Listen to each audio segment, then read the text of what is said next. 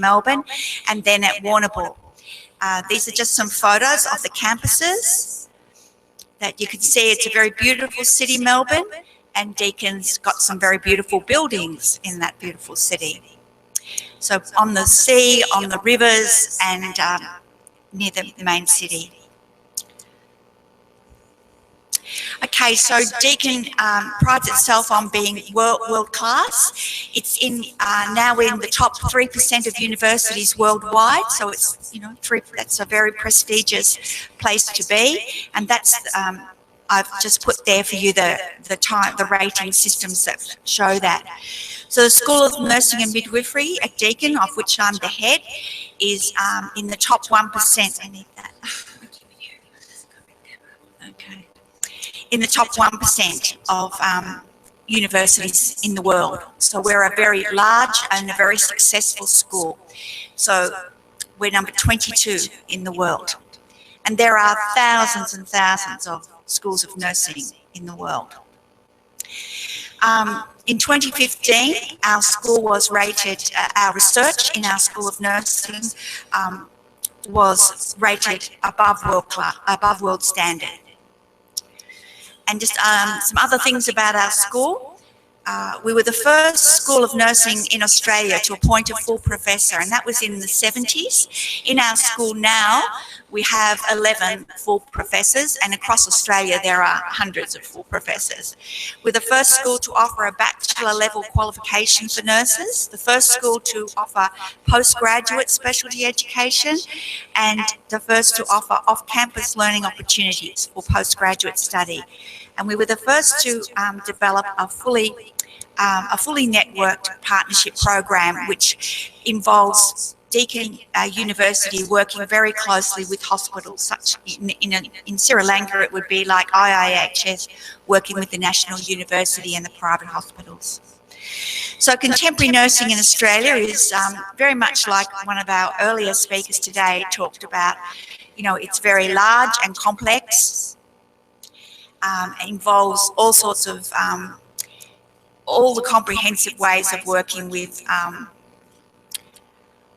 health. So I thought I'd just talk about the World Health Organization believes that a health system is all the activities whose primary purpose is to promote, restore and maintain health.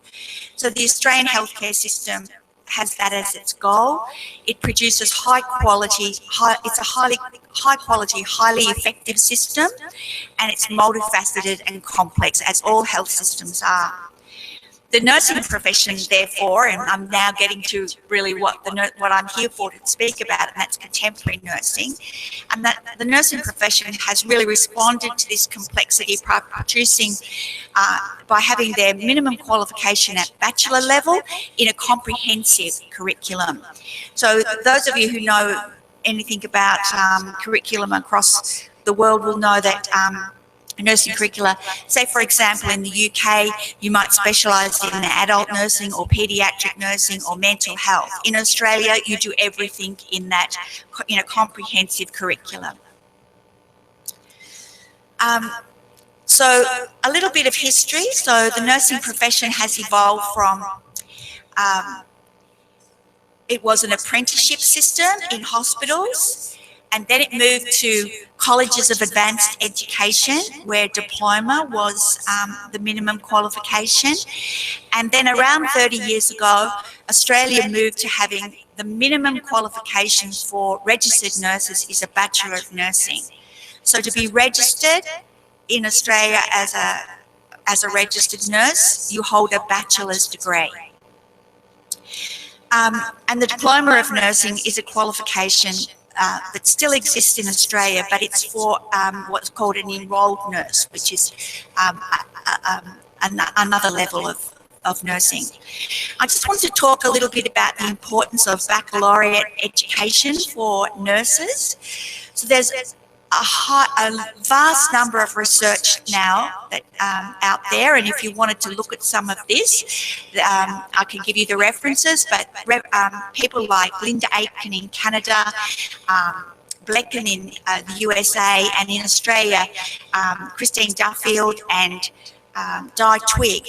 the research has demonstrated very clearly that the higher percentage of bachelor-prepared registered nurses you have in a hospital, the lower your percentage of a number of conditions such as pressure injury, congestive cardiac failure, DVT, and mortality generally.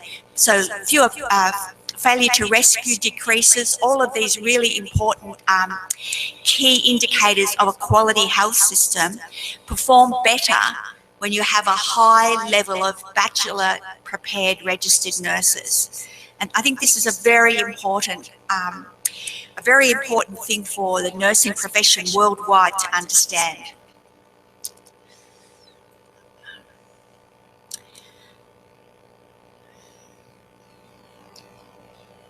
So just a little bit of a look at what a comprehensive curriculum might look like. So the approach means that graduate RNs are prepared to practice in all areas of the health system, albeit at a beginning level when they graduate. So these areas will include acute hospital care, aged care, community or home care, mental health, health promotion, the whole range of areas where people require health care. So it really is based around the notion of maintaining health, promoting health, maintaining health, assisting in recovery of good health in acute care, and rehabilitation. So hopefully this is useful for you, but I thought that I would just tell you in contemporary nursing practice now what it means for us as registered nurses, what it means for us as educators preparing registered nurses. So in Australia, all registered nurses, in fact, all graduates from health professions such as medicine, psychology, social work, occupational therapy, physiotherapy, to name a few, are all required to be registered with the Australian Health Practitioners Regulation Agency. And that agency regulates nursing and midwifery through the Nursing and Midwifery Board of Australia. And it's responsible for registering nurses and midwifery practitioners. It also registers students. So if you're a student in a course, in a bachelor's degree, you are registered with what we call AHPRA, so the short term for the Australian Health Practitioners Registration Agency. You are registered as a student, so that the Australian healthcare system knows who are their registered nurses and who are their students preparing for registration, and you have to maintain a very high standard to maintain your registration. That agency also, the Nursing Board, Midwifery Board of Australia, develops standards, codes and guidelines for managing nursing and midwifery practice, handles notification and complaints. So if as a registered nurse you are considered to be unsafe in your practice or some such thing, it is an obligation to report that to AHPRA, and that is investigated. So AHPRA and NMBA manage all that complaint system. Accessing overseas trained practitioners. So any of you in the room who might be a registered nurse or a medical doctor or a physiotherapist who may want to go and work in Australia, you need to apply through AHPRA, and they assess your qualifications to register in Australia. And NMBA, the Nursing and Midwifery Board of Australia, approves all courses. So the Deakin course has to go through a very strict accreditation process, which I'll tell you a little about.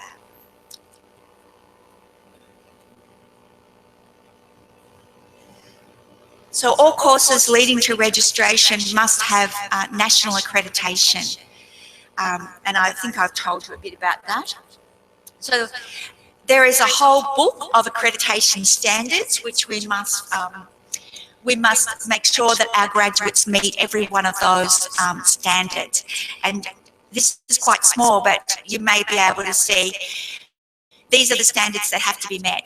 we have to prove that as an organisation, we are very well managed and we have appropriately qualified staff. So in Australia, you must have a degree higher than the degree you're teaching. So if I am teaching a Bachelor of Nursing, I must have a higher degree than a Bachelor of Nursing to teach the Bachelor of Nursing. And so many nurses teaching, many people teaching nursing in Australia, nurses, will have master's degrees or graduate diplomas or PhDs. We must have conceptual framework underpinning our curriculum. So at Deakin, that conceptual framework is the quality and patient safety, which I will talk about this afternoon. We must have program development and structure, program content. We must be able to demonstrate that we assess our students properly. We must have resources, so they will come and make sure that we've got proper classrooms, proper simulation environments, proper library and computers, and so on. So in thinking about contemporary nursing practice, and I think Dr. De Silva this morning talked about about health systems being the same all over the world, and I think with the nursing profession, we can very clearly say that we face many of the same challenges in Australia that you will face in Sri Lanka, that the people face all over the world. So if I might just reiterate where we've come from, so I've talked quite a bit about how nursing is accredited and governed and overseen in Australia. Then on a day-to-day basis, what does it look like to be a nurse in Australia? So as I've said, to be a registered nurse, you will have a bachelor's degree. You must have a bachelor's degree or you will not be registered. That means that you have a strong commitment to evidence-based practice and quality patient safety, and that you've been prepared in a comprehensive curriculum that allows you to practice in any area of the healthcare. The other thing that I didn't mention just then is that in Australia, when you graduate from a bachelor's degree, most nurses will go into what's called a transition year or a graduate nurse year program, which is a supported year in that first 12 months of being a registered nurse. So hospitals will partner with universities and to produce what's really, as I said, a transition year or a consolidation year after that first year. In Australia, and you'll be quite shocked to hear this, I think, in Australia, in the Bachelor of Nursing curriculum, the minimum number of clinical hours that students will do in the hospital is 800. I know you do many more here. So it's interesting, and I'll talk this afternoon about what does that look like in terms of evidence, the way we teach. So we have to teach in very different ways to produce practitioners who have excellent problem-solving skills, critical thinking skills, and that can work in a team. So the challenges that face the nursing profession, again, I think will be very similar to the ones that you face here. So creating positive work environments. So those of you who look at the literature in nursing will know that for many years there's been a body of literature that says that perhaps nurses aren't that nice to their junior nurses, and that we may give them a bit of a hard time. I think in Australia we've improved that enormously, and we don't have, once they used to talk about eating your young, we don't do that anymore in Australia. It's a very supportive environment for student learning, and that's really as a consequence of universities and hospitals working very closely together to provide support for practitioners. Recruitment and retention, however, is still a problem in Australia. Whilst we recruit quite well to our course, and in our course we have over 3,000 students, keeping nurses in the health system remains a challenge. Nurses are very mobile. They like to travel around the world and do all sorts of other things. Plus, a bachelor's degree provides a lot of very important life skills as well as educational skills that make registered nurses very attractive to other industries, and so keeping them in the system remains a bit of an issue. Providing a safe working environment. So I'm not sure about Sri Lanka, but I know in the Western world that nurses and doctors and other health professionals can face some violence in their workplace from patients, particularly when you have people who are affected by mental illness, who may be violent, or drug and alcohol issues can be a problem with patients lashing out. So creating a safe environment is a challenge on a day-to-day basis. And importantly, the health system in Australia is changing so that we have registered nurses, enrolled nurses, we have some nurse assistants, we have what's called patient care assistants, so various levels of people providing patient care. And it's the role of the registered nurse to ensure that they have very high level assessment skills in order to be able to ensure that the patient gets the best possible care from whichever person in the team has the skills to do that. We also have what's called scope of practice, so skills shift. So registered nurses in Australia do a lot more of what doctors used to do, and enrolled nurses are doing more of what registered nurses used to do, and nursing assistants are doing more of what enrolled nurses used to do. So managing that system and how we prepare nurses for it remains quite complex in our system. So nurses face changes in demographics and disease patterns as the population ages, and this is the same all across the world. We're living in a world where our population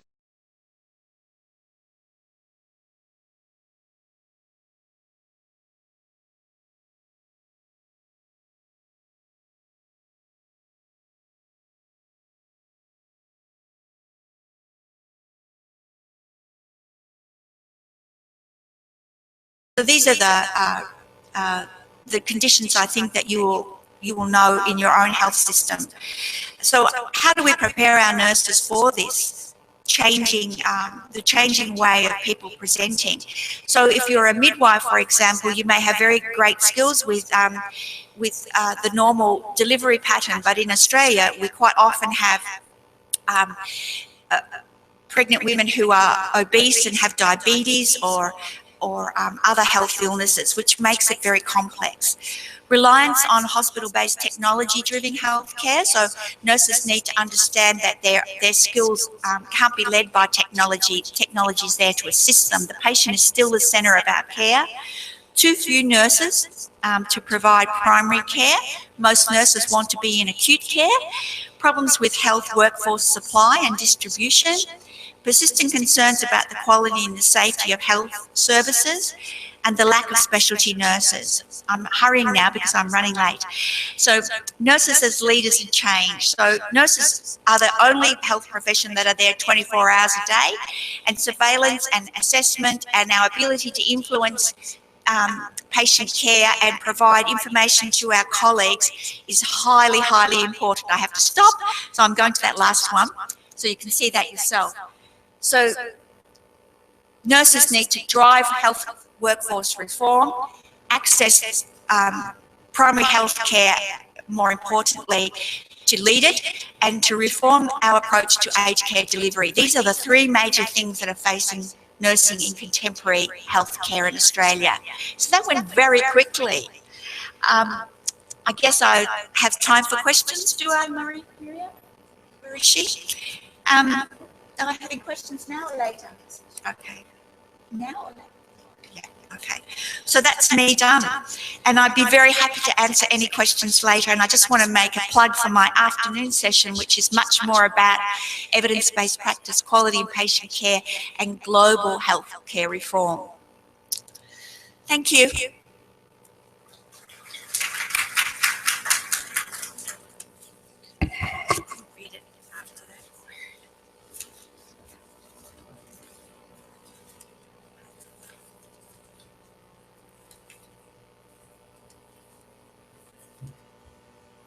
Thank you, Professor Maxine.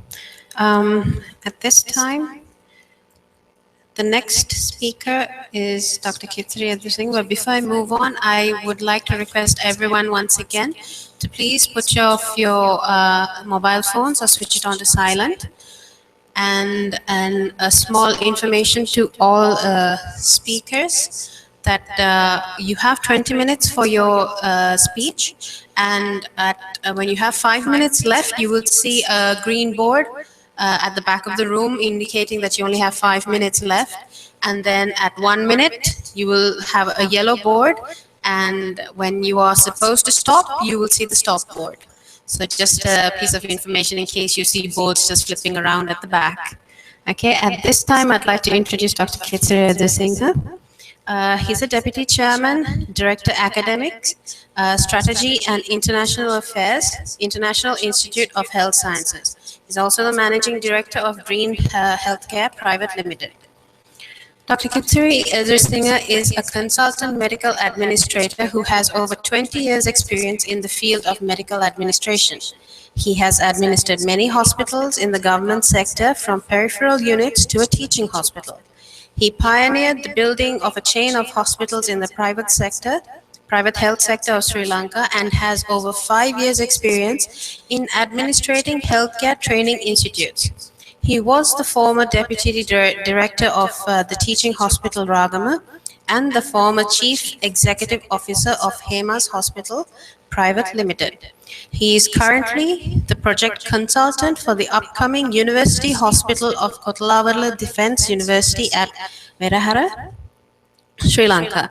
He is also currently involved in a 300-bedded multi-speciality hospital with subspecialties of orthopedics, oncology, and renal conditions. Apart from his qualifications in medicine and healthcare administration, he is also an Australian certified master trainer. Dr. Kitri Singh, please come to the stage.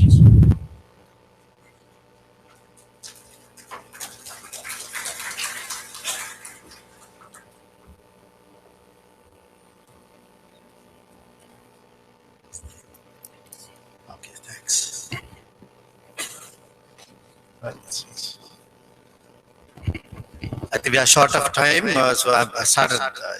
I think I should time my speech. So timer is on. Okay. My topic is on contemporary legal and ethical challenges for a nursing administrator. I'm a bit nervous to talk now because there are many professional nursing professionals in front of me as a medical doctor. With my experience of well over 25 years in the hospitals and healthcare sector, I thought to add some things, learnings that we have learned, put into practice, as well as modern day, what are the challenges that we have in the ethical environment.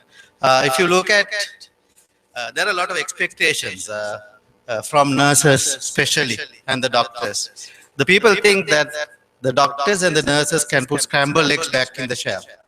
So they think that we can do wonders. They respect us a lot.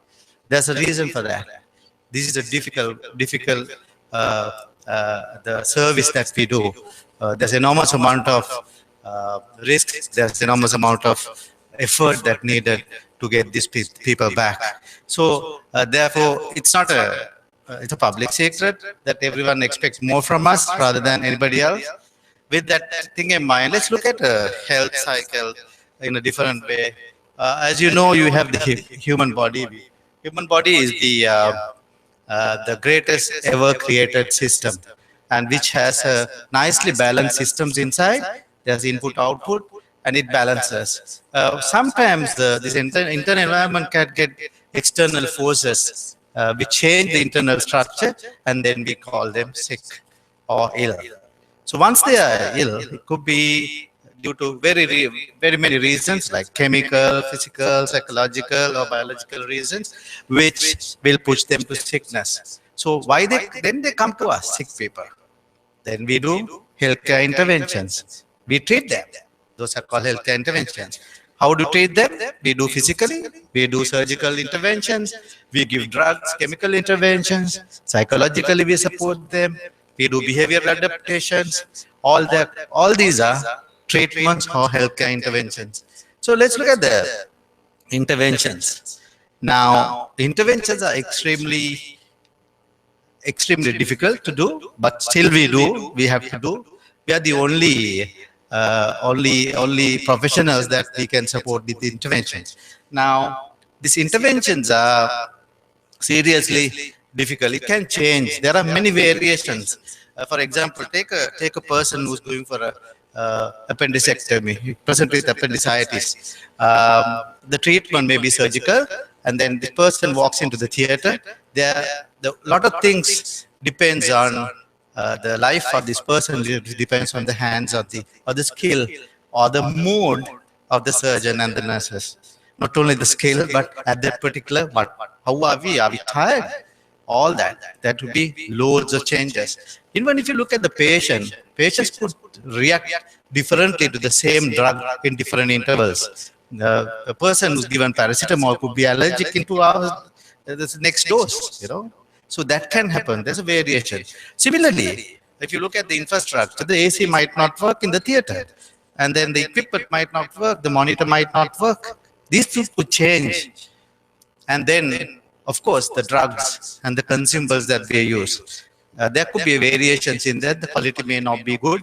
And then finally, the methods that they use. So the policies, protocols, intervention methodology could change. It could differ in different circumstances. So if you really look at these interventions are highly risky. We can't predict a person that this appendicectomy, let's say appendicectomy as an intervention, we could do 100%, the way we want.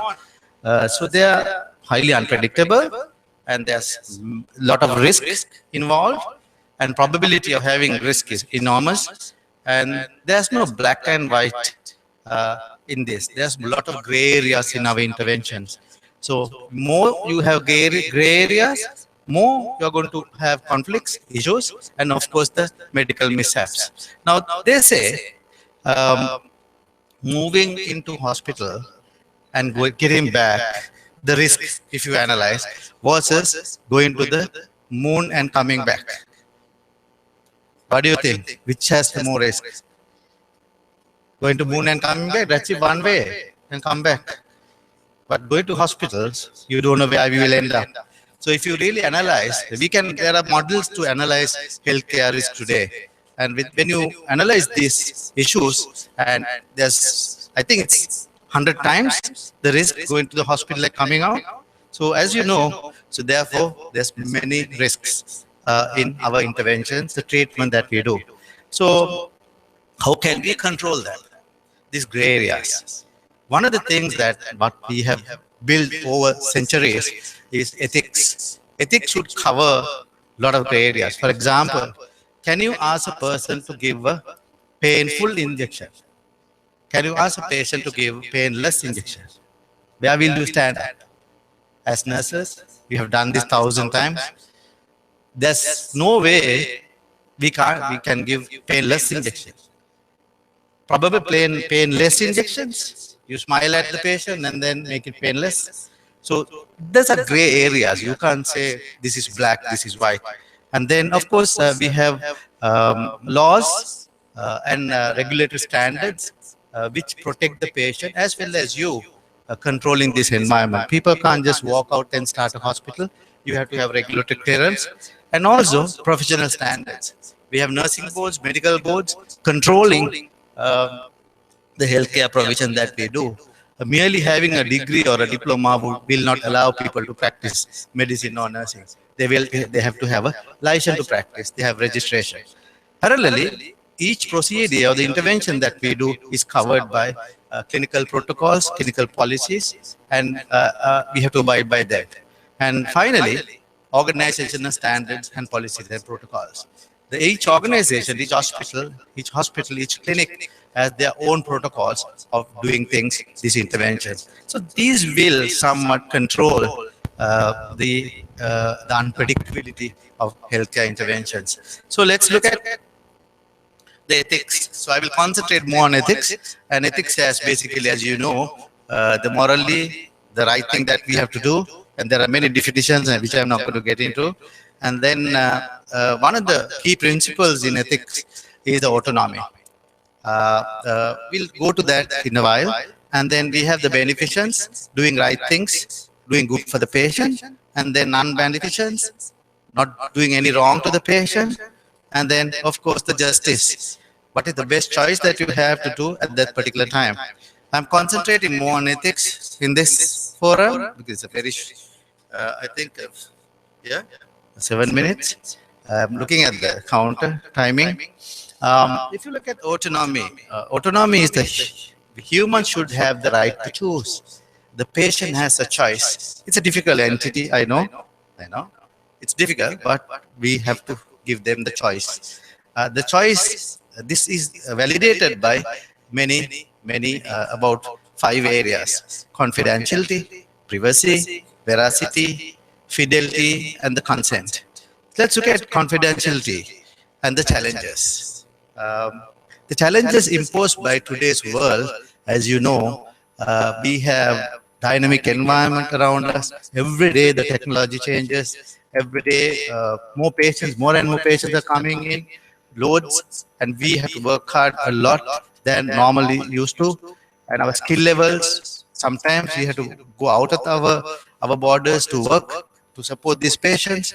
So the privacy is the thing. Basically, in simple language, is that we will not intrude to patients' so-called private areas or the patients' areas that patient doesn't want to for us to go into. And once confidentially, basically, once you get those information, you make sure that you won't divulge those information to anybody else. So that's in basic language. So let's look at the technological development today. We have digital health, telemedicine, yeah, transfer any message, do a lot of things in peripheral areas, and hospital information systems. You get computers and the systems coming up with you, e-health, social media everywhere. In a second, you get to know where you are and what are the things that you do. The wearables. Wearables are the devices. You will hear more in latter stage of the day. Wearables are the devices that we use to monitor patients, and then nursing informatics, a big area developing in years to come. All these things will definitely open a different perspective in terms of the confidentiality and privacy. So what can we do now?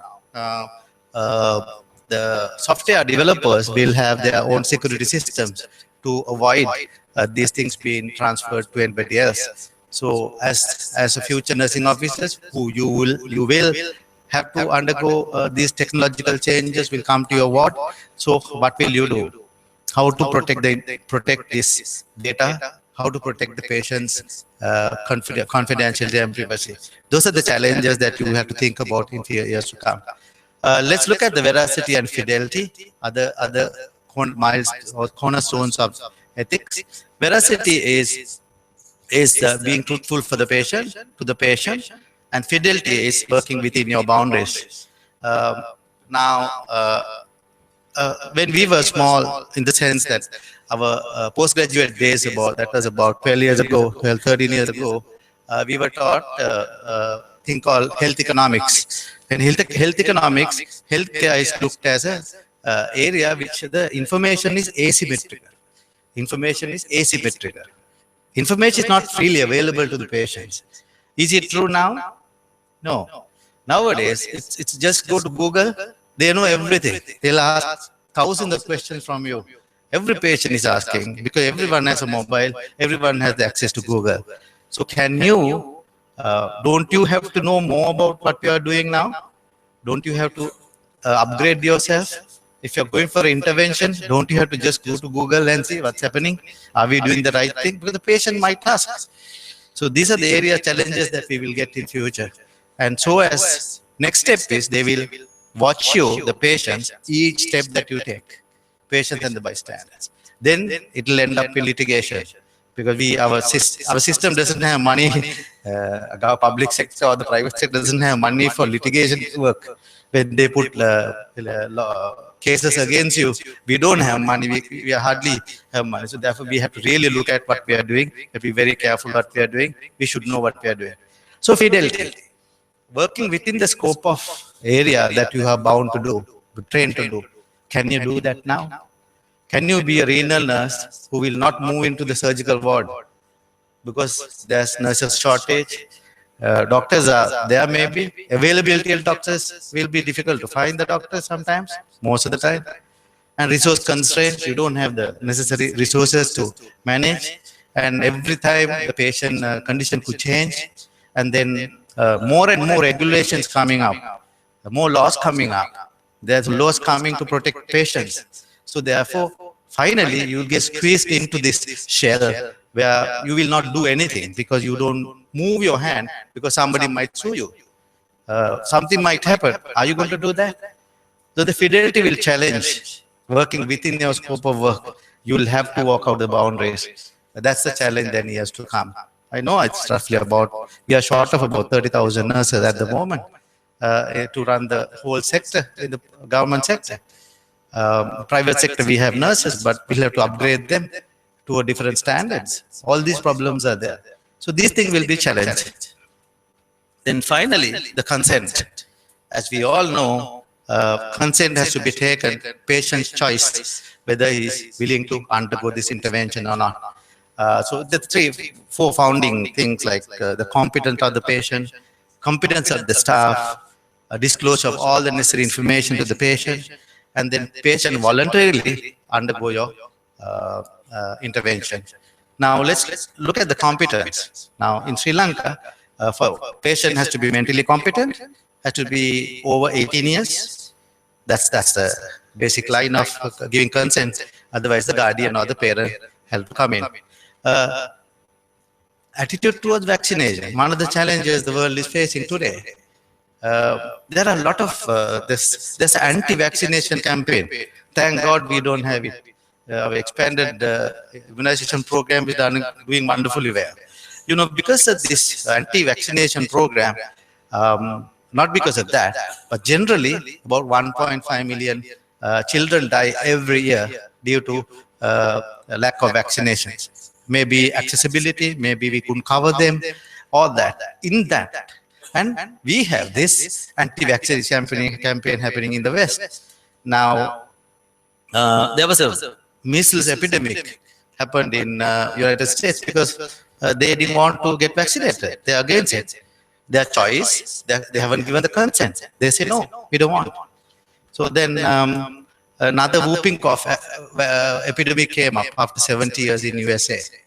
So what is the strategy? If it happens here, what we are going to do? I think we'll have to, the only way we can support them looking at evidence-based practice. When we talk to patients, we should know what we are about all of this. We have to tell them the pros and cons of everything what is happening. So therefore, education is one of the key. Education, keep educating yourself, participating for forums like this, and go to Google. Google has been a best friend, all of us, as professionals. I mean, some time ago, I had to sit into a project manager putting up a hospital. I had never done hospitals. Ultimately, up to now, I have done about 6 hospitals, and I advise the architects and the engineers what to do. How I'm doing it. My best friend is Google. You go to Google, you study, then you talk to your professionals. Similarly, it's high time that we upgrade ourselves. Make your friend as a Google.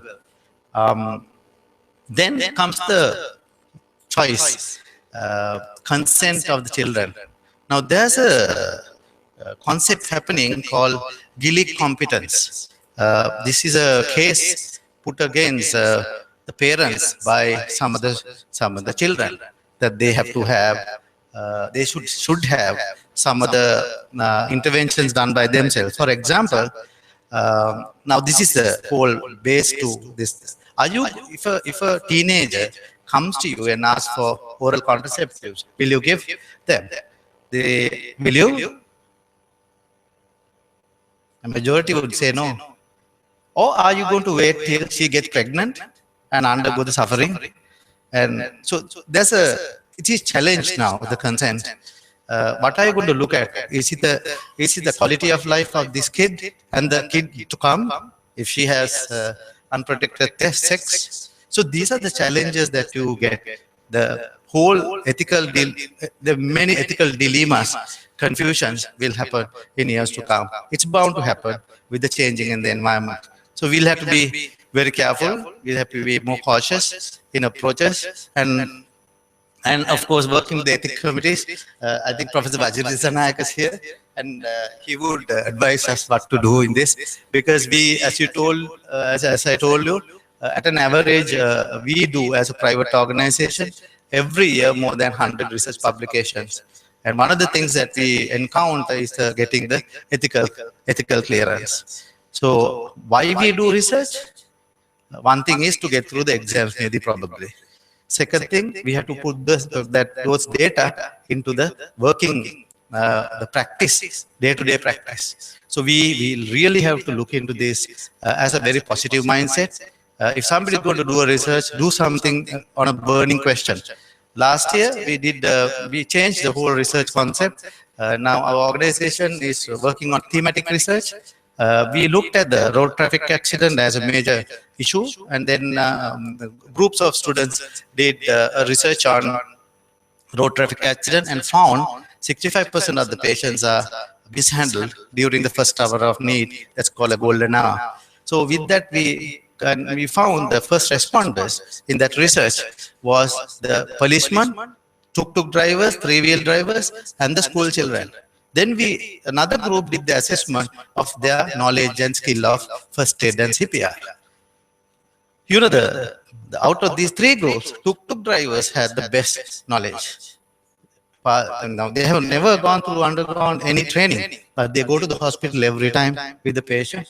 So these are the things that we really want to work on, and we all should get together and work on, try to address an issue that is a day-to-day issue in the health system. Now we have already started a program to train tuk-tuk drivers, policemen, and the school children in our own way, in our area, to upgrade their skill and knowledge. Let's look at a major global challenge we all face. Like, look at Donald Trump.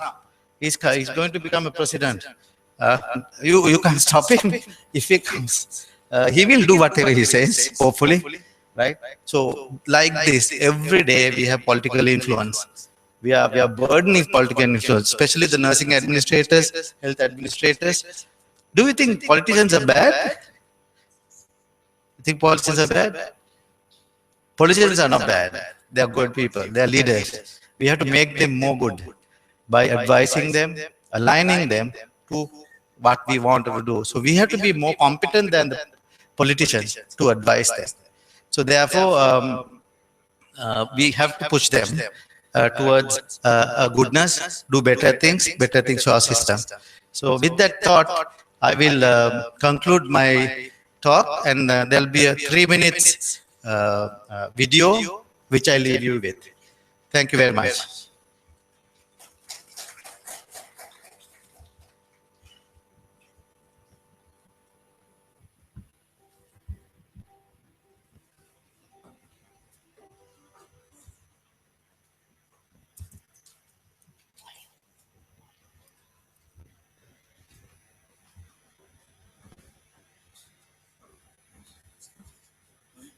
There's no volume.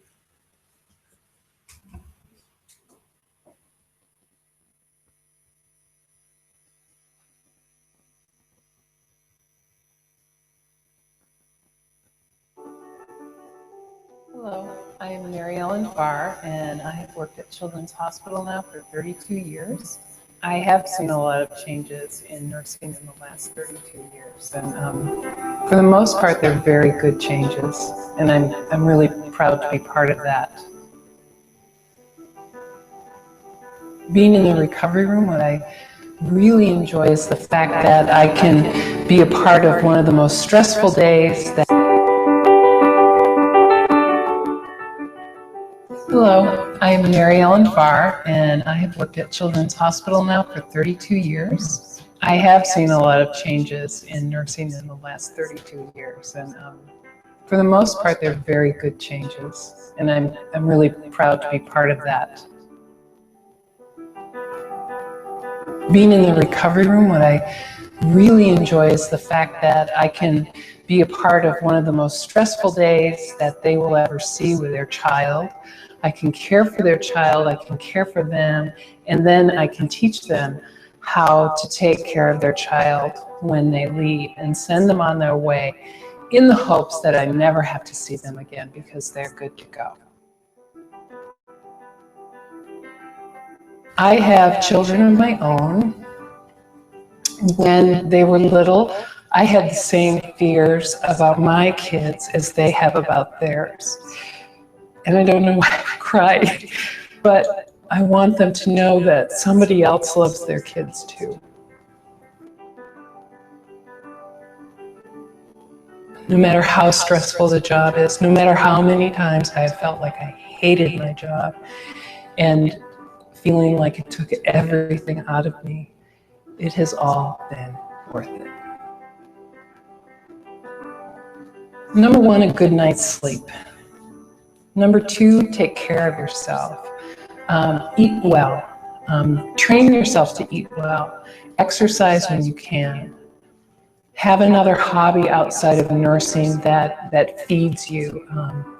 Number four, and we talked about it up there, and I don't know how I developed this, but when I leave the hospital, I forget my patient's name, I forget what I did, and I not that I'm neglectful, but I turn that part off, and I go home, and I go and be with my family. Several years ago, when I worked in the cardiac ICU, we saw a lot of patients pass away after their surgeries. And we had one little girl who it was her second surgery in a series of 3. And she passed away that night. But what we did for the families, we would give them a box, a treasure box, a keepsake box, with like a lock of their hair. We would take an ink blot and we would make impressions of their hands and their feet.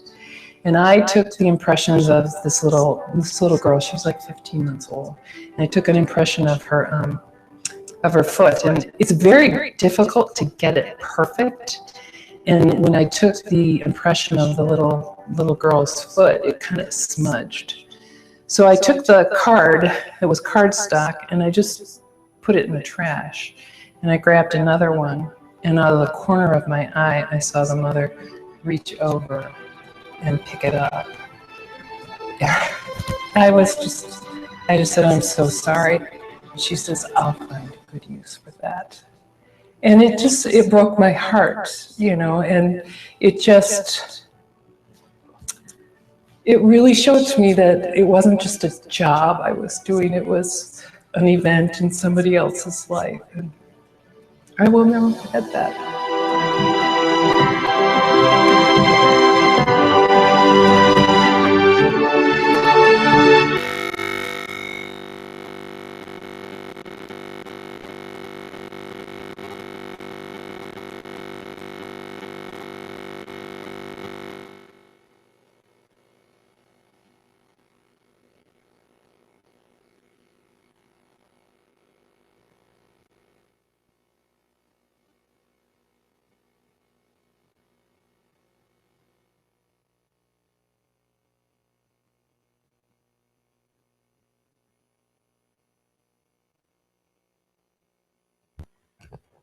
Just give us a few minutes. We're having some technical difficulties.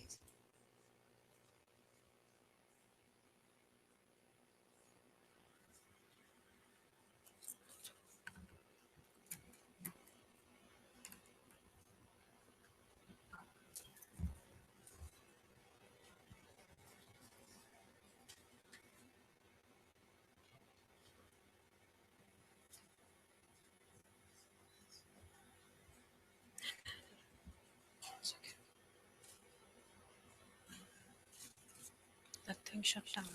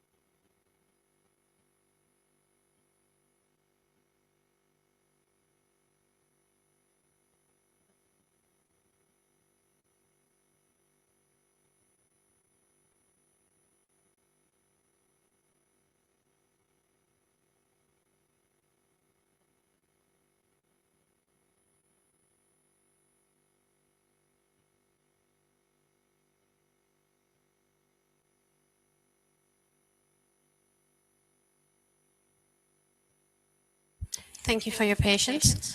At this time, we're going to hear a speech on the role of a nurse in hospital information systems in today's world by Professor Vajra Dissanayake. Professor Vajra is the president of the Health Informatics Society of Sri Lanka. His special interests are in medical genetics and genomics, biomedical informatics, and bioethics. He is also the professor in anatomy, Faculty of Medicine, University of Colombo, and the founder, chairperson, and member, Specialty Board in Biomedical Informatics, Postgraduate Institute of Medicine, University of Colombo. I invite Professor Vajra Dissanayake to come to the stage, please.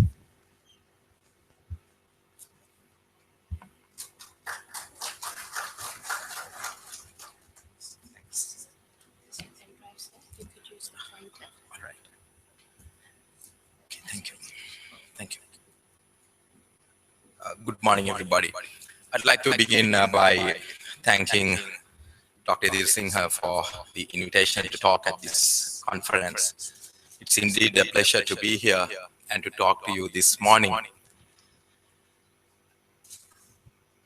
I have been working with the IIH for a little while now, meaning the Health Informatics Society has been working with them to try to improve awareness about nursing informatics. And last year, when we had our annual conference, we had a session on nursing informatics. And this year too, in October, when we host the Commonwealth Medical Association's conference in Colombo, we plan to have another couple of symposia at that conference.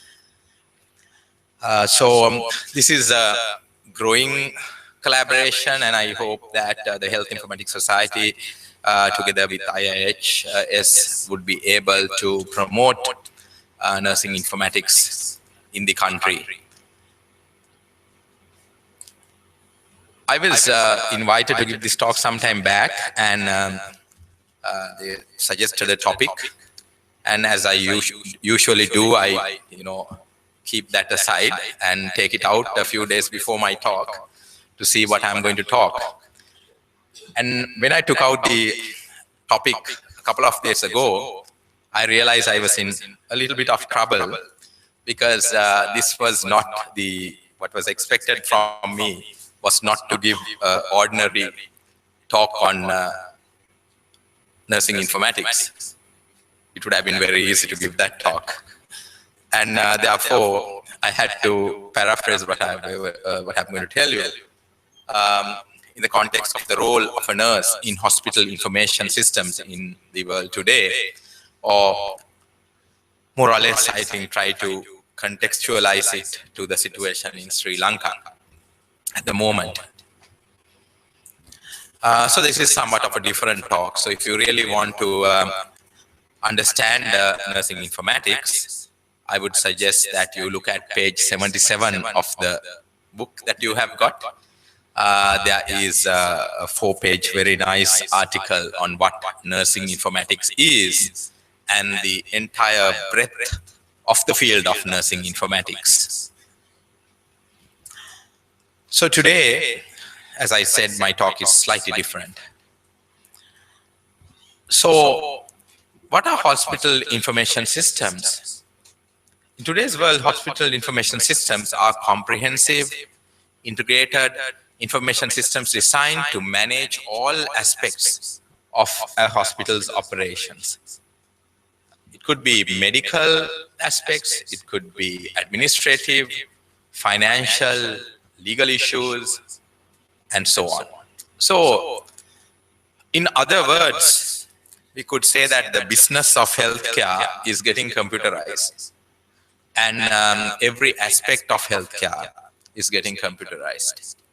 So when we talk of nursing informatics or the role of a nurse in this milieu of information systems, I think our focus is on the medical aspects, because that is where you play a major role unless you become an administrator. So nurses are everywhere in the health service, from outpatient clinic to the more specialized ICU to a theater, wherever you name it. And the nurses' workspace, as it were, wherever it is in this hospital system, is getting computerized. And if your place of work has not got computerized, it will get computerized within the next few years. And there's no way out of that. And we have to be ready for that. Now, as the kind of domain of nursing informatics has evolved over the past 2 to 3 decades, a speciality called nursing informaticists has also evolved. That is, those who are specialists in informatics, specialist nurses in informatics, as it were. Now, such people usually work in information systems departments of hospitals and are highly skilled in these 3 areas: computer science, information technology, and nursing science, as it were. So that is the specialist branch of informatics within nursing. And I do not think or foresee in the next few years that we would have nursing informaticists or informaticians within our health system, because we have just only got the health informaticians going in the country. So therefore, we have to look at the role of a nurse in hospital information systems in today's context in this country in relation to the use of information technology for nursing functions. So what are the functions? I'd invite the nurses in this audience to reflect on what are the functions that you perform that require the use of computers and information technology. If you're not using, you can reflect on what aspects of my functions may get computerized within the next few years. So I was trying to figure out what the nurses may be doing in a day-to-day practice using computers and information technology. What tasks do nurses perform using computers and information technology in a day-to-day practice? There are few hospitals in the country where there are hospital, patient record systems and so on. And in those hospitals, I'm sure the nurses are entering data into systems and obtaining information from electronic medical record systems and using that record, this information in the healthcare setting. Dispensing drugs is another important aspect of the nursing, the work of the nurses, and perhaps some of you are using information technology for that. You are also probably using information technology to monitor patients in your settings. And some of you may be involved in scheduling patient visits and so on, and using technology to do that. So there may be other tasks that you do in the Sri Lankan context today, but these are some of the tasks that came into my mind. So if we basically expect our nurses to perform some of these tasks, then we need to ask the next question: what knowledge and skills should nurses have, or they should develop to perform these tasks? So if you are a student nurse, the question then is, during training, what are the skills that you have to learn? So the important skill that comes to mind is general computer literacy. So today, there should not be anyone who is computer illiterate, as it were. You need to be able to use a computer, type, enter information, use basic software packages like Microsoft Word or the equivalent of those, Excel, make a PowerPoint presentation. I mean, those are things that little children do. My daughter, who is in grade 6, is taught to do these things now. And she makes PowerPoint presentations for me. And I'm outsourcing my work to her to make life easy for me. And they come up with very nice, designs when you want them. So if children in grade 6, 10 years, 12 years can do this, we can't be computer illiterate. And you as nursing students should strive to develop those skills. And of course, another very important fact is awareness about ethical, legal, social issues related to the use of not only information systems, but information. And I think that is an area where we really have to work very hard to improve the standards. And I'm really happy to have listened to Dr. Idris Singh's talk earlier, and the fact that he had given prominence to that talk and put it as one of the first talks in this conference when everybody's attention is, still there, not in the afternoon, soon after lunch or something. Because it's so important. I do not want to give examples of how careless about these things in this country, but it's so important to improve the standard of our practice. Now, for those who are in practice, assuming that they have general computing knowledge, they have had an idea about the ethical aspects of practice and so on, training on the information systems that they use in day-to-day practice is so important. And you cannot really expect someone to be given a computer, told this is a screen, you enter the data. That does not happen. And so, if there are any administrators here who are really putting money down in computerizing your hospital operations, make sure that you have put a good amount of money down for training, because training is all very important. There's also the need for training on instruments used to monitor patients, and that is an area that people tend to forget about. If you are, connecting systems, connecting devices, those who use those instruments should have a basic understanding.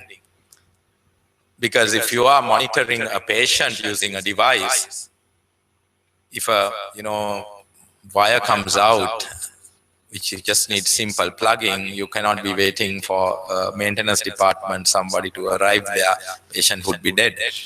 So therefore, having an understanding of the devices that you use is also important.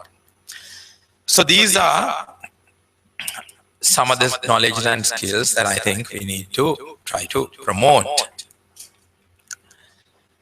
So that brings me to the title of my talk, the role of nurses in hospital information systems today.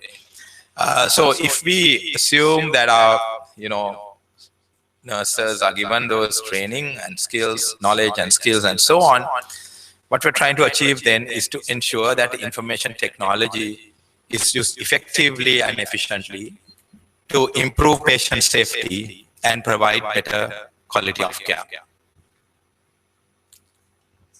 So it should, at the end of the day, translate into this safety and better quality of care.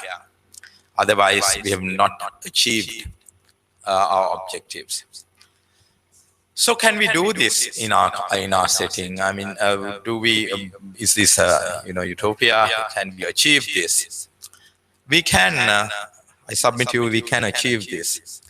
Here is a midwife from Monaragala using a smartphone to monitor children. Last 3 months, the Health Informatics Society of Sri Lanka has been training 600 midwives in Monaragala, Polonnaruwa and Nuwara to use mobile phones to gather information and monitor the children. This project was funded by UNICEF, and I think there was some part funding coming from USAID also at some point in time to this project. I'm not aware of how that funding came through, but there was Australian money also involved. So if a nurse in Monaragala can be using a smartphone in a day-to-day life, monitoring the children, then why not a nurse at NHSL, the National Hospital, use devices to in their day-to-day practice. So it is possible. It is possible to do it, and we need to get there. The reason why we need to get there is because of the future. The future looks like this. We are going through a demographic transition where, as you know, we have elderly population. So this is somewhere where we are now today, but in another few years we would get here. The second thing is the burden of disease. As you also see, the burden of disease is changing from 1990, where this chart shows all those blue areas, the non-communicable diseases today, moving on to 95, to 2000, to 2005, and this is 2010. The non-communicable diseases are increasing. And as a result of that, if you just look at kind of the global burden of one of these conditions, like diabetes, you find that there are so many patients there, and you cannot really build hospitals to look after these patients. There are so many. So for every patient in a hospital, there are thousands in the community.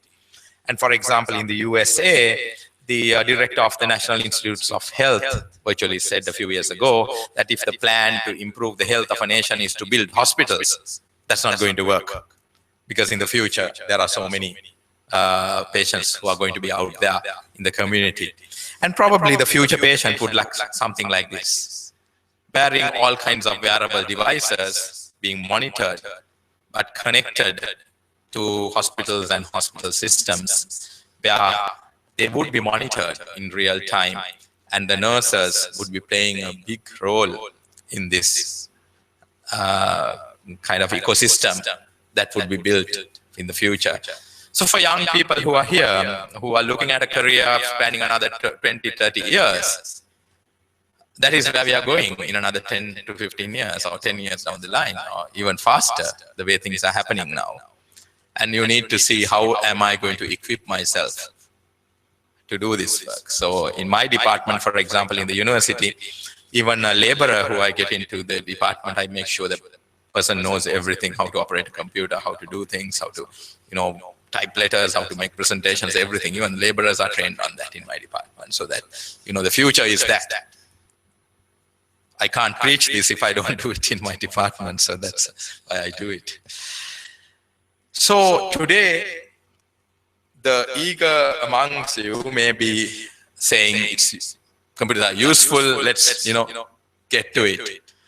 But I'm going to tell you that in the future, this is what you are going to say. You'll be hugging and, your computers say, how did I manage without it? Because that's the only way we can manage the enormous amount of burden of these managing patients, chronic disease patients, elderly patients, and so on, that we would have in the future.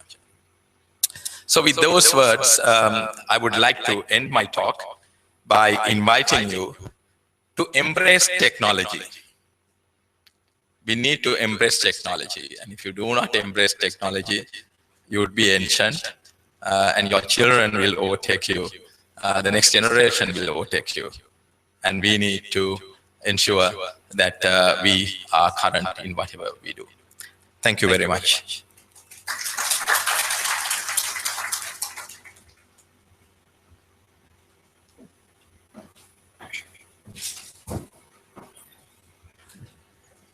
Thank you, sir. At this time, I invite Dr. Nihal De Silva, the Dean of IHS, to the stage to present a token of appreciation to Professor Vajra Dissanayake.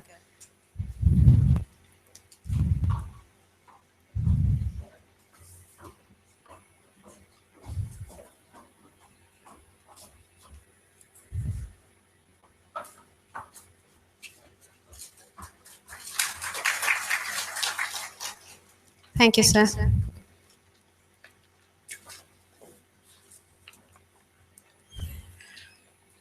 Well, I'm sure you've heard some wonderful speeches, and at this time, we would like to take a break for tea. And to all the participants, please present your tokens that were given to you at the registration desk. And we will take 15 minutes and be back here for the continuation of session one. Thank you very much.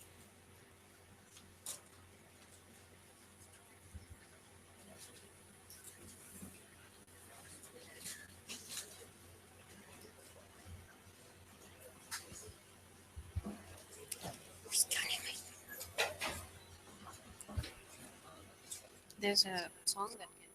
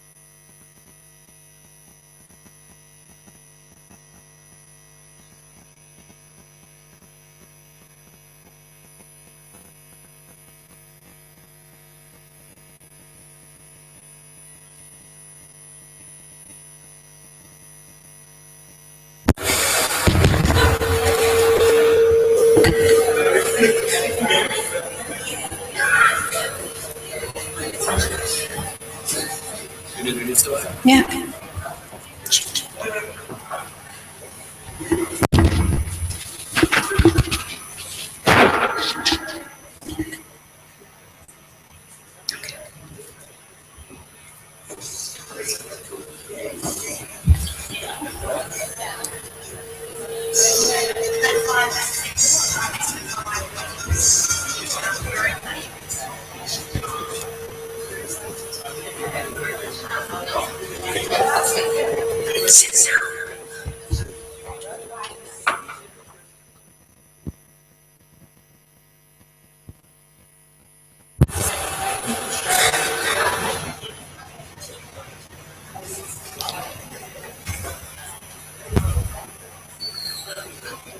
Welcome back, everyone. We're about to start the next half of our session, so could you please take your seats?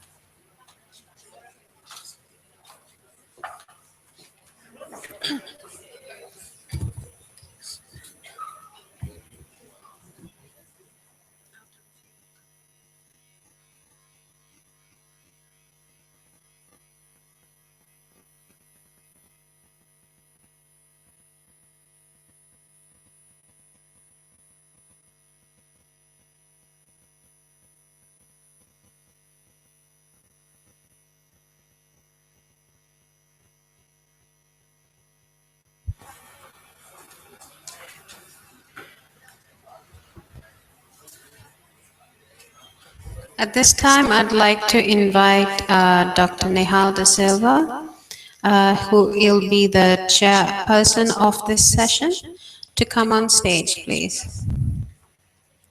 Dr. Nehal De Silva is a former associate professor of Stanford University School of Medicine and also the former clinical professor at the University of Hawaii School of Medicine. Please come, sir.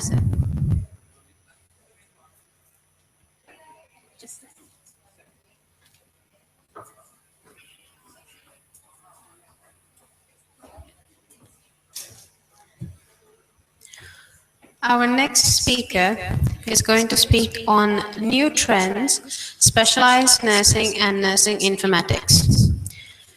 Ms. Nadika Jayasinghe, Deputy Head and Senior Lecturer of the Faculty of Nursing at IIHS. Ms. Jayasinghe is currently the Deputy Head of the Nursing Faculty at the International Institute of Health Sciences, where she works alongside her team of academics to produce competent and qualified nurses to the community. She is an Australian qualified nurse with a postgraduate certificate in critical care nursing. She has solid work experience in Australia and the Middle East and is currently following her PhD in social sciences. Her other interests include regularly working alongside Australian university affiliates of IIHS and liaising with foreign students to experience and observe the Sri Lankan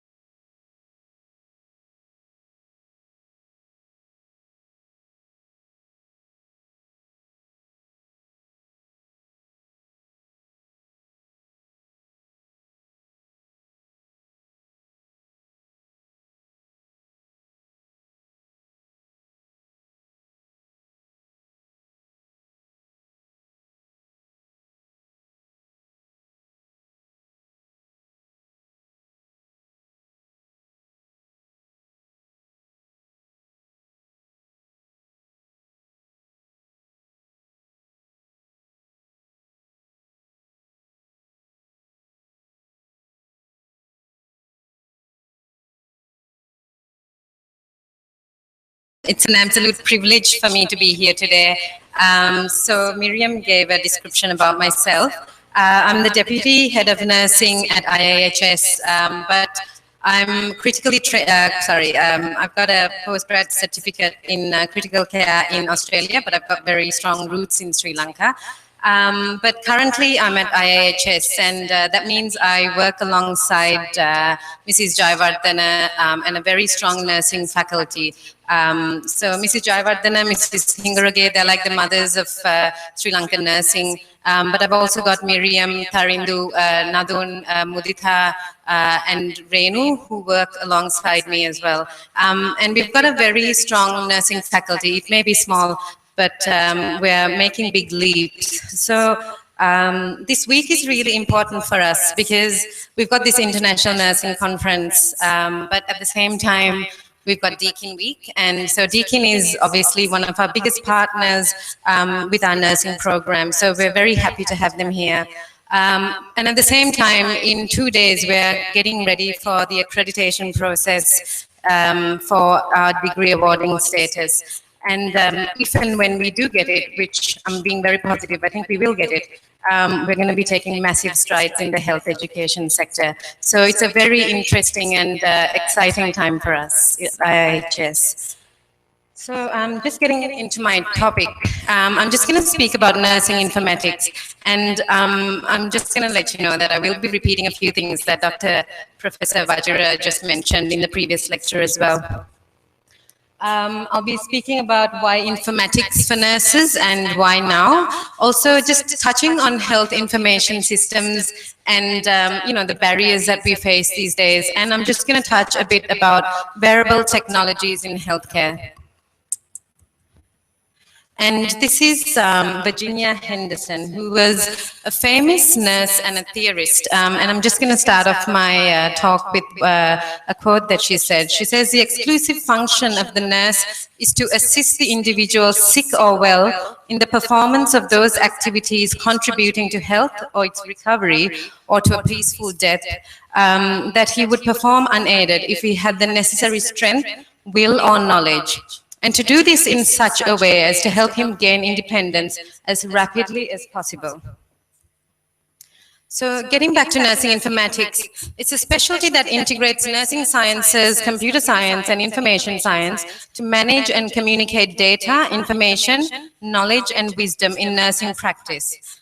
Nursing informatics supports consumers, patients, and nurses, and other providers in their decision-making roles in all their settings. So this support is complete through the information structure, information process, and the technology.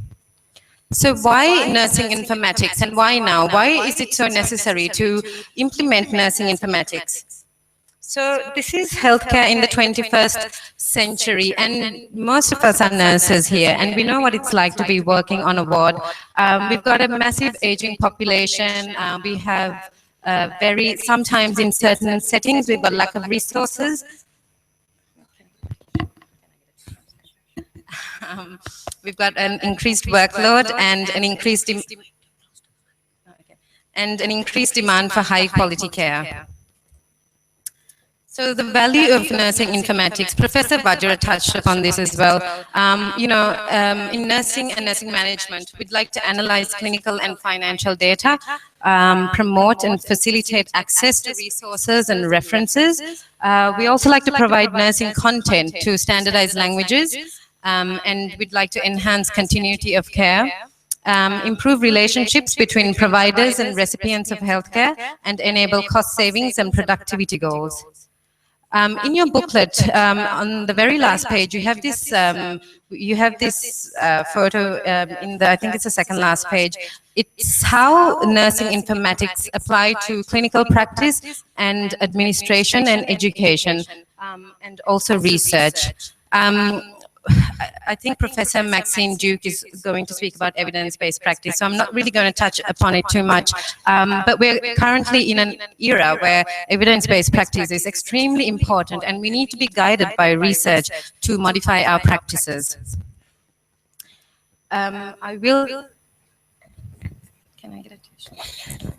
I will talk about HIS systems as well. I know that this might be relatively new for Sri Lanka, so we'll talk about the very fundamental things about hospital information systems. So a hospital information system is a comprehensive integrated information system designed to meet all the information needs within a hospital. And it can be composed of one or few software components with a specialty-specific extensions, as well as a large variety of subsystems in medical specialties. I'm going to just break it down, and so it's easier for you to understand. It's got many different aspects, and it's incorporated within itself, and technology allows for the information within these systems to flow more easily and more accurately. A lot of these hospital information systems are extremely useful for nurses, for finance, for administration, pharmacy, and it depends on each hospital and each administration, but you categorize them according to their system. So here you would get your lab information system, which is your LIS, nursing information system, which is the NIS, and you can just go down, even you've got like financial information systems. The common features of HIS would include patient registration and scheduling, patient list management interface with different modalities. You've got like requesting, so in certain hospitals, and I know currently in most government hospitals, to get a lab result back, you have to send someone and get all the results back, but you can do these things via a computerized system as well. And so this is just a screenshot of what, like an example, hospital information system would be. So you've got all the patient's data, the UR number, the address, and all the specific details, the allergies as well. And this would promote safety within the hospital and efficiency. The advantages of HIS include improved quality of patient care. And these systems will improve communications within the hospital and increase productivity and reduce the chance of errors and the costs related. We've also got medical records and health records and medical charts, which is a systematic documentation of a patient's medical history and care. So traditionally, and look, even in Sri Lanka to this day, medical records are written and they're filed and they're kept far away.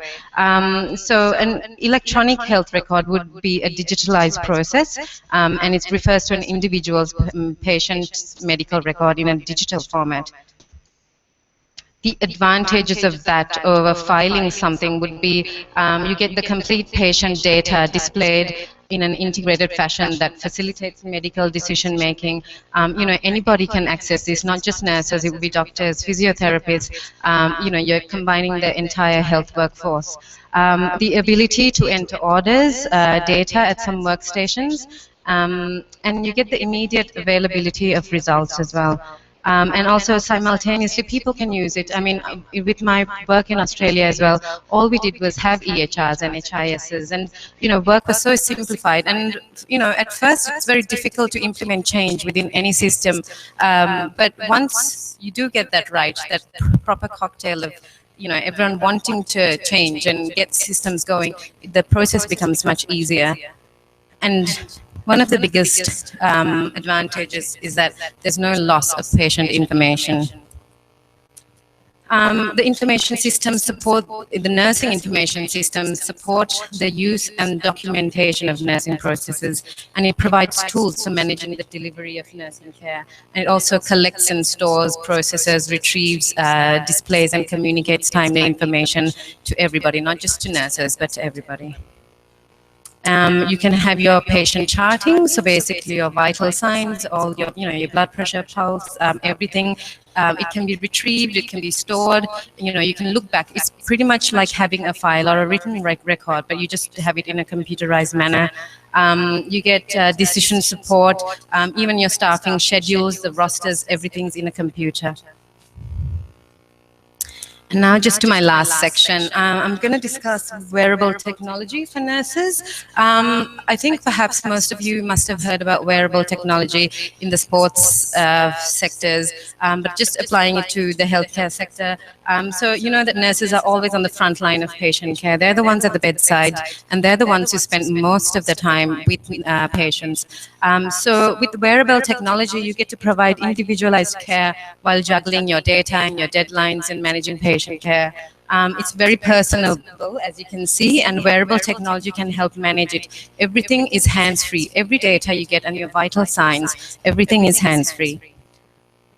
Wearables allows nurses to communicate with the rest of the medical team faster and more accurately, and it effectively monitors patients' environments, provide better and more precise care to patients. And this would give you more time to have effective face-to-face communication as well. I've just got a photo here. I mean, I'm not sure if most of you have seen this. It's the Google glasses. And in the near future, nurses also might be wearing Google glasses for hands-free access to patients' health history. I'm not an informatician, so I can't really tell you how it actually works. I'm sure there's a lot of IT people here who could help me hiding behind there. But basically, you can retrieve all the patient's data without any hassle, with the blink of an eye. And it's used a lot by a lot of medical doctors in the Western world. So here you get a surgeon operating on a patient, and the blue is where the cancer cells are, and they can actually see through and retrieve more data through the Google glasses. And this is really great for nurses in rehab or even physiotherapists. They're gait trackers. It's evolving from a head-to-toe mechanism, basically. You even get beanies that monitor patients' monitor concussions. So this tracking gait is important because a change in an elderly person's gait could signal a decline in health, and so a nurse could easily pick up on that while the patient is wearing. And this information could alert a home nurse or a community nurse, and they can pick up if something is wrong. Also, a number of US hospitals, including the Mayo Clinic, they've implemented Apple's Health Kit tool in a pilot program to track patients' health metrics at home. And this, something like this is excellent for a patient who's had massive surgery. They've gone home, and you want to monitor their health through that. And also for any nurses out there who hate taking blood, you can use one of these. So a company called Avena has developed glasses that allow nurses to see through a patient's skin to the blood veins underneath, according to an article.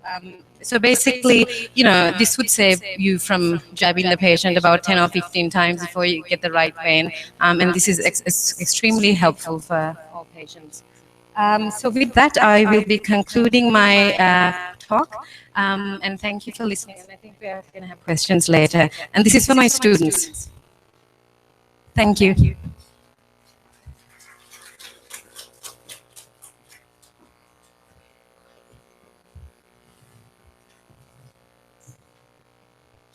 Thank you, Navika.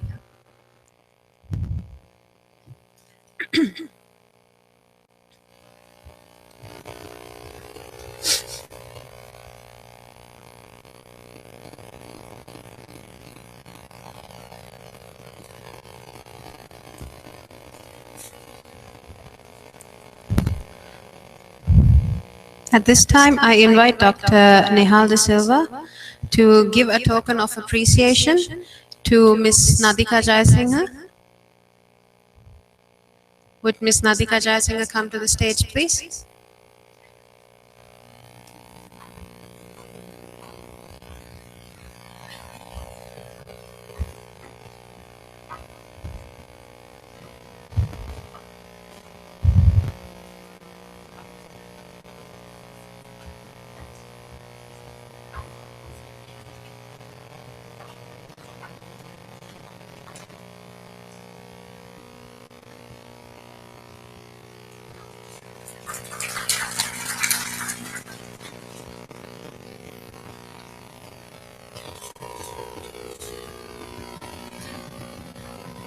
Thank you. Moving on, the next speech would be from Dr. Nehal De Silva on the role played by nursing administrators in the USA. A bit about Dr. Nehal De Silva. He is the Dean of the International Institute of Health Sciences.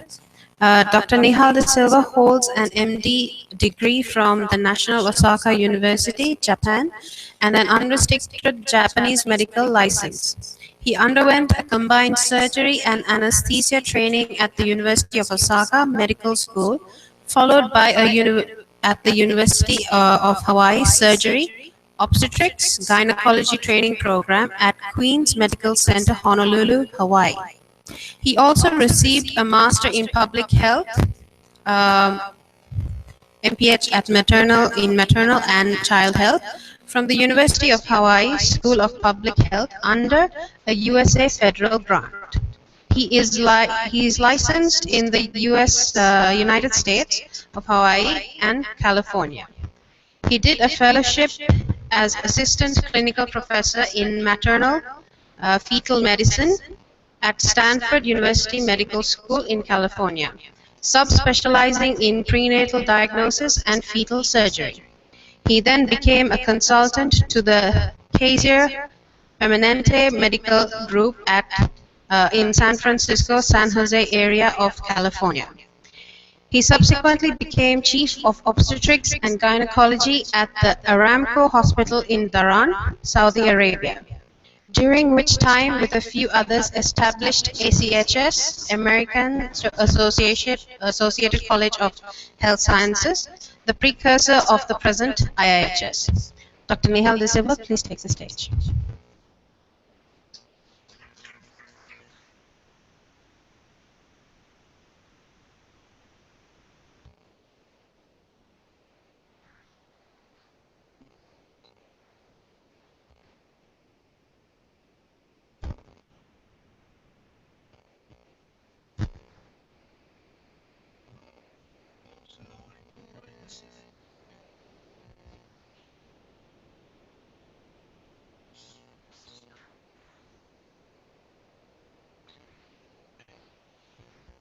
Well, welcome again, and I hope you're not falling asleep. I'll try to wake you up. Okay, I've been told to talk about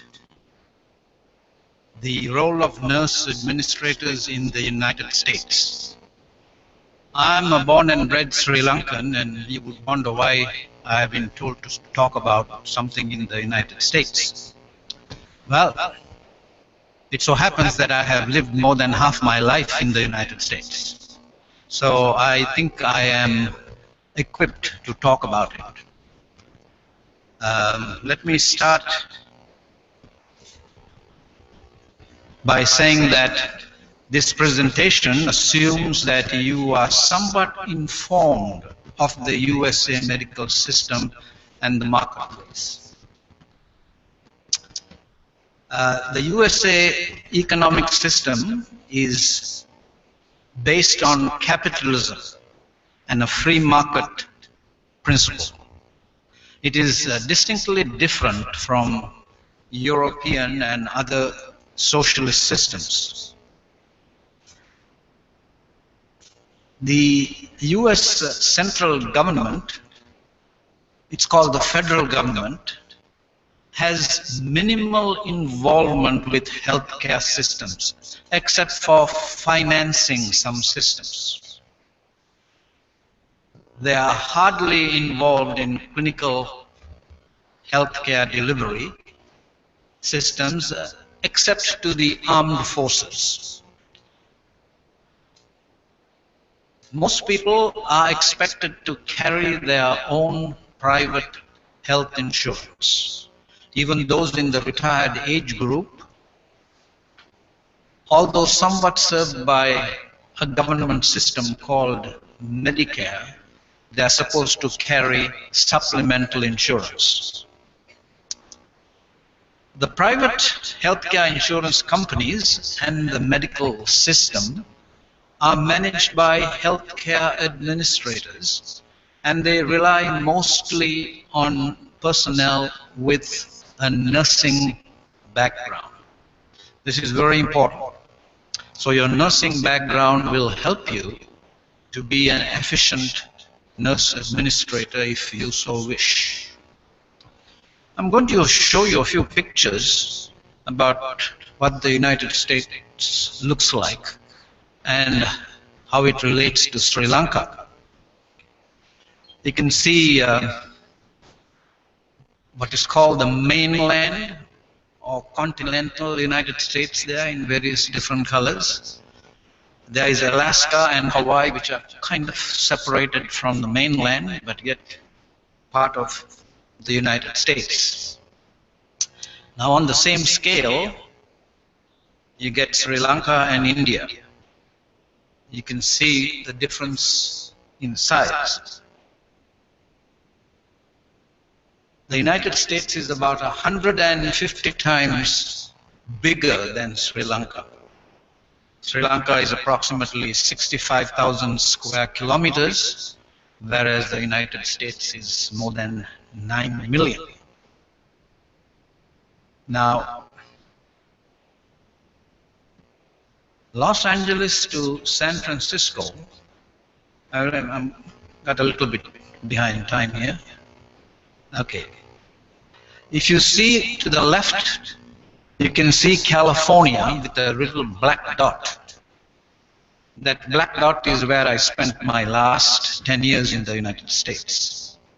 And if I go back a little bit more, on this map you can see a place called New Jersey on the right side.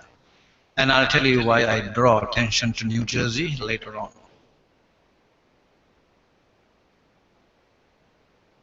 Okay. Now, I superimposed Sri Lanka on California, and you can see the state of California is bigger than Sri Lanka. And if I draw a line from that black dot going up to the tip of Sri Lanka, that's the distance from Los Angeles to San Francisco, which I'm sure are two cities whose names you know very well. It's 430 miles, same as from Dondra to Point Pedro. I used to do this drive in about 5 hours, 5.5 hours, very frequently. Now this map shows not only the scale of size, but also the scale of opportunity. There are lots of opportunities in the United States if you are adequately qualified. Now, traditionally, the nurse was considered the handmaiden or the helper of the physician. With introduction of science and evidence-based medicine, the role of the nurse changed to being more than a handmaid.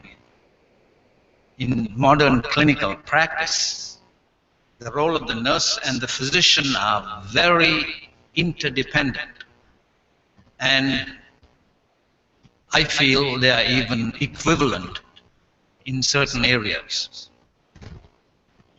However, with increasing populations to be served and the supply and provision of medical services being more demanding and more complex, more and more people are joining the health services. Management and control of this supply chain has become a specialty of its own, and traditionally was in the hands of non-medical personnel. But with time it became apparent that a nurse could be trained to do a better job because of their familiarity with the practical aspects of the clinical field. Today, more than 50% of in-hospital management roles in the United States are played by nurses, and mostly with in-hospital training. That's the training that they receive by being employed by one hospital for a long time, and they got to know how the system works. And the system began to rely on them. In the future, though, it will be that nurses will manage most healthcare systems because they have studied management and administration as a secondary subject or a subspecialty. This becomes more so as physicians subspecialize in clinical medicine, and they are reluctant to get involved in traditional management roles, which are being now filled by other qualified people. More and more, these other people are nurses, and they are not just nurses. They are nurses with curiosity, experience, an academic bent, and leadership qualities. So nursing management consists of the performance of leadership functions, of governance and decision making within organizations that employ nurses. But now it even involves non-nurses. It includes processes common to all management, like planning, organizing, staffing, directing, implementing, and controlling. It is common for registered nurses to seek additional education to earn a Master's of Science in Nursing or a Doctor of Nursing Practice to prepare for leadership roles within nursing. So basically, you have to be a registered nurse first, and then take additional courses for you to go up the chain of command. Management positions increasingly require candidates to hold an advanced degree in nursing. The International Council of Nurses defines an advanced practice nurse or an advanced degree as a registered nurse with expert knowledge, complex decision-making skills, and clinical competencies necessary for expanded practice. In the clinical environment, advanced practice nurses are certified nurse practitioners, certified nurse midwives, certified registered nurse anesthetists, clinical nurse specialists, and clinical nurse leaders. Now, these are all names and titles that are used in the United States. They may sound a little bit strange and different to the Sri Lankan scene, but these are titles that are very common in the United States. It usually takes about 5 to 7 years after a BSc in nursing to acquire these credentials. It is during this time that exposure to management aspects are experienced and leadership qualities become apparent. These nurses, during their experience of getting a higher degree, also serve in vitally important roles outside of the clinical environment. And they are exposed to administration, leadership roles, to informatics, as was mentioned earlier, quality control and assurance, education, and research. Now, what kind of a pool of nurses are these leadership positions or these nurse administrators drawn from? What kind of a base population? I'm going to give you some figures about the United States, okay? They have 3 million plus registered nurses in the United States as of April 2016. They also have about 850,000 LPNs, licensed practical nurses. Now the word nurse is used just as it is used in registered nurse. However, their job descriptions and their responsibilities are totally different. So there are approximately 4 million active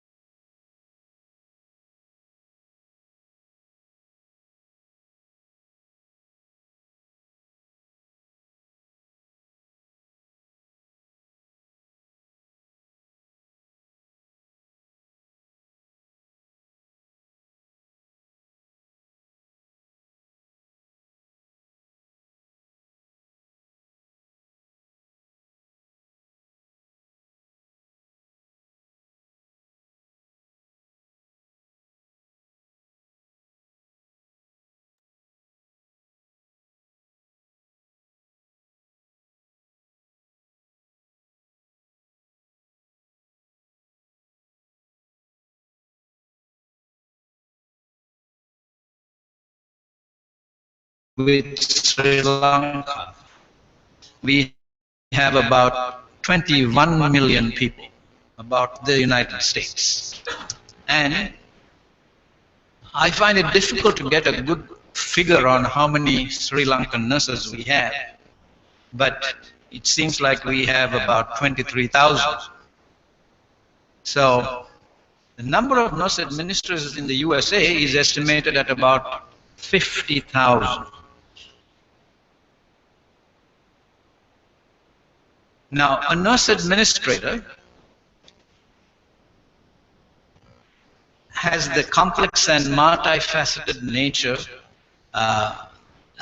because of the multifaceted nature of healthcare, requires nursing leadership professionals to be able to create effective intra-departmental and facility-wide systems of healthcare delivery while heading and leading a productive and efficient workforce.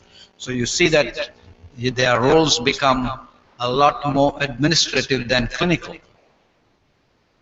So this allows for better patient care, and therefore it does not only relate to an in-hospital ward setting, but also to clinics and large medical centers, and even the veterans hospitals that are run by the government. Okay. So it's a broad term in the USA, and it involves a number of management and supervisory executive titles. These are the titles that are used for nurse administrators in the United States. Nurse manager, nurse administrator, nursing supervisor, director of nursing, vice president of nursing, and chief nursing officer. Now, a journal of the Medical Library Association, these are people who kind of define the meaning of words we use in the healthcare delivery system. Okay? They define nurse administrators or managers according to 3 levels. First line managers who work maybe at a ward level or a clinical level in a small outpatient clinic or organization of that sort. Then they have middle nurse managers, which serve, they cover several units within a facility. So it's a little bit more complex. And then you have nurse executives who are right at the very top. Okay. They are responsible for designing patient care delivery systems, directing patient care services throughout the entire facility. Okay. Now, according to the country from which you come, as it were, or part of the world from where you come, different words are used. Senior nursing officer, matron, nursing officer, or clinical nurse manager. These are words that are used in the UK, I believe. Okay. Head nurse or director of nursing is what is used in the United States. And the literature says nursing superintendent or matron is the word that's used in India or some of the other Commonwealth countries. Okay, so when you to become a chief nurse, you have to be a registered nurse first, and then when you begin to go up the chain, you hold executive titles like CNO, Chief Nurse Executive, or Vice President of Nursing, and you have to report to the very head of the hospital directly, the Chief Executive Officer or the Chief Executive Officer. Yes. Now, nursing leadership professionals must be able to develop successful vision for nursing organizations and nurture collaborative relationships among interdepartmental staff and management in an effort to implement the vision of the particular organization. They have to be able to apply analytical and problem-solving skills. They have to provide direct guidance and mentorship to their unit, and they also have to act as liaison between staff, different kinds of staff, and various levels of management and the hospital board, as it were, or the executive team.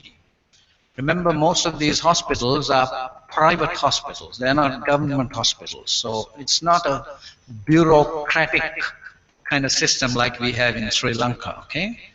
It's more a business entity. Nurse administrators are often responsible for large-scale policy planning, staff management, financial resources, and business management, in addition to their core responsibilities of coordinating and supervising delivery of clinical health care also.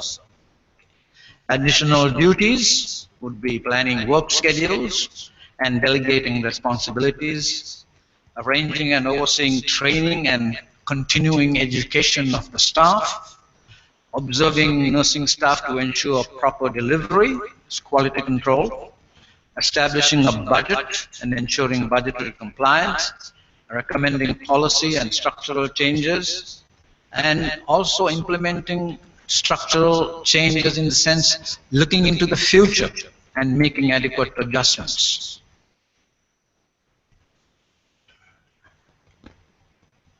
Now, what are the educational requirements for this?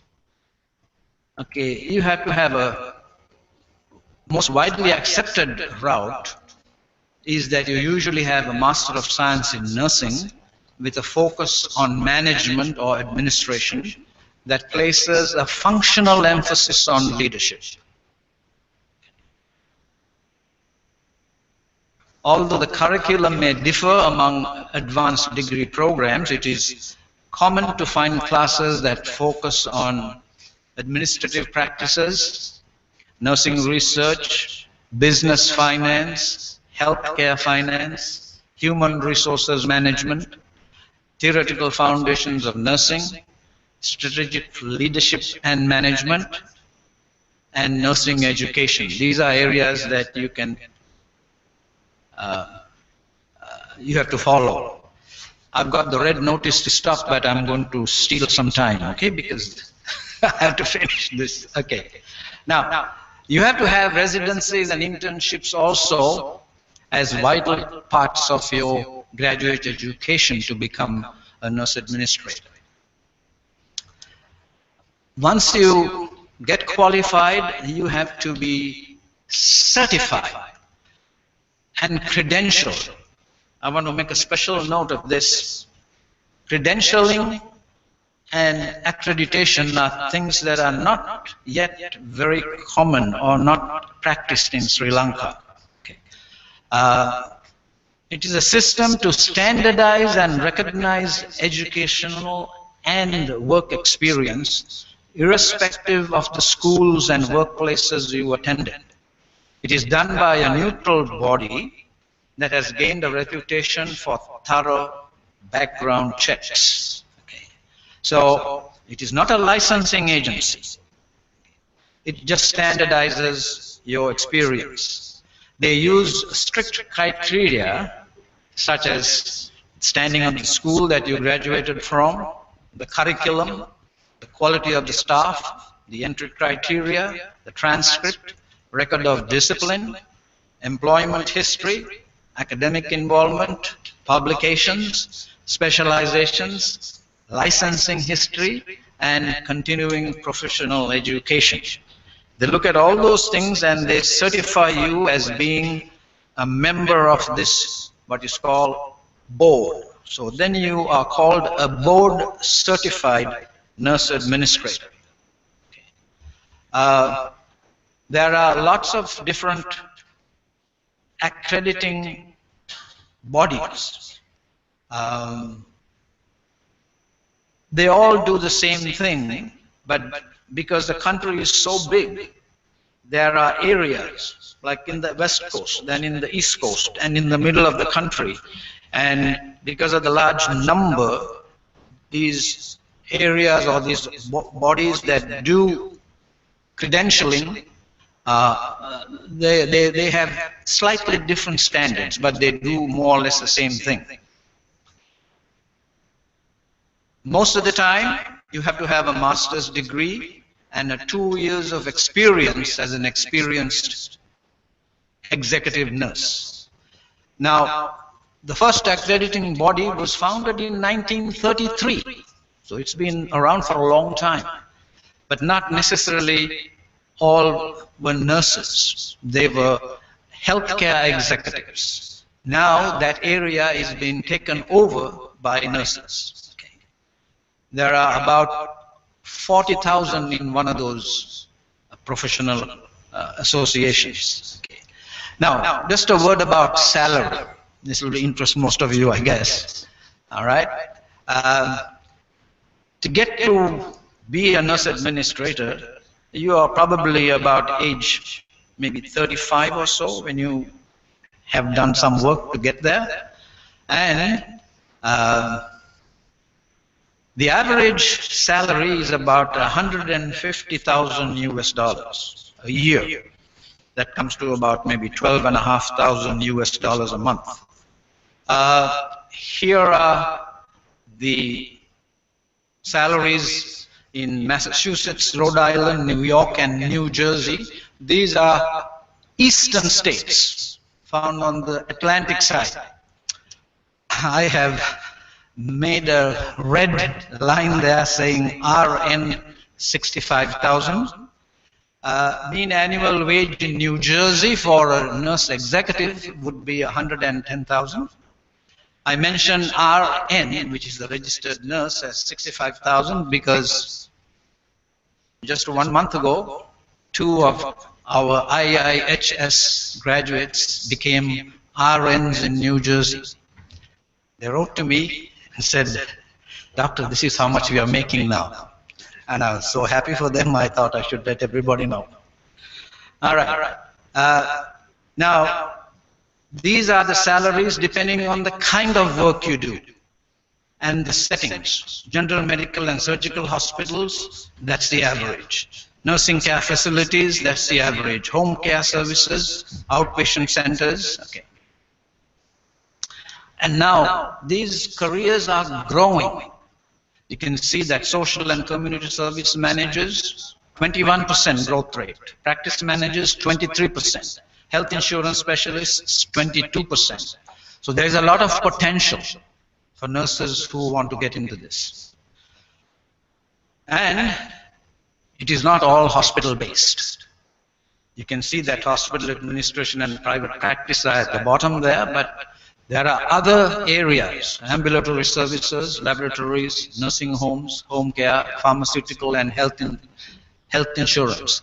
Now, the pharmaceutical and health insurance areas, they are very important, and they really hire a lot of people, because more and more those businesses require people with some clinical knowledge to analyze health insurance matters and to do research in pharmaceuticals.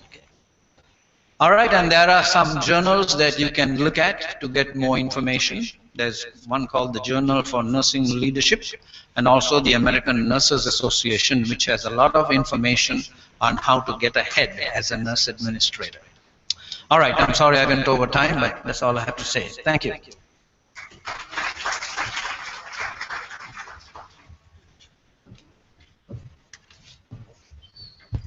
Thank you, sir.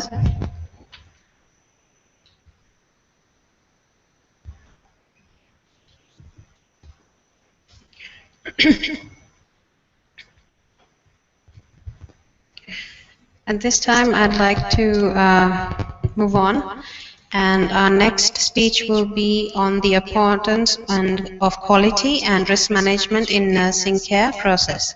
This will be done by Dr. Binishi Narangoda. Dr. Binishi Narangoda is the head of academic affairs at International Institute of Health Sciences. She has more than 12 years of experience in the hospitals, hotels, and manufacturing sectors. She has been exposed to the multinational companies in Sri Lanka as well as abroad. She has gained experience in managing many functional areas such as administration, human resources, facilities management, and quality assurance, etc. She led a hospital chain to get the first international accreditation in Sri Lanka. Dr. Binishi is a lead auditor for the OHSAS 18001-2007. Her expertise is not limited to those areas, but also involved in policy development, process re-engineering, and training of workforce on leadership, motivation, health and safety, quality standards, time management, positive attitude, and customer service. Dr. Binishi Narangoda, please come to the stage.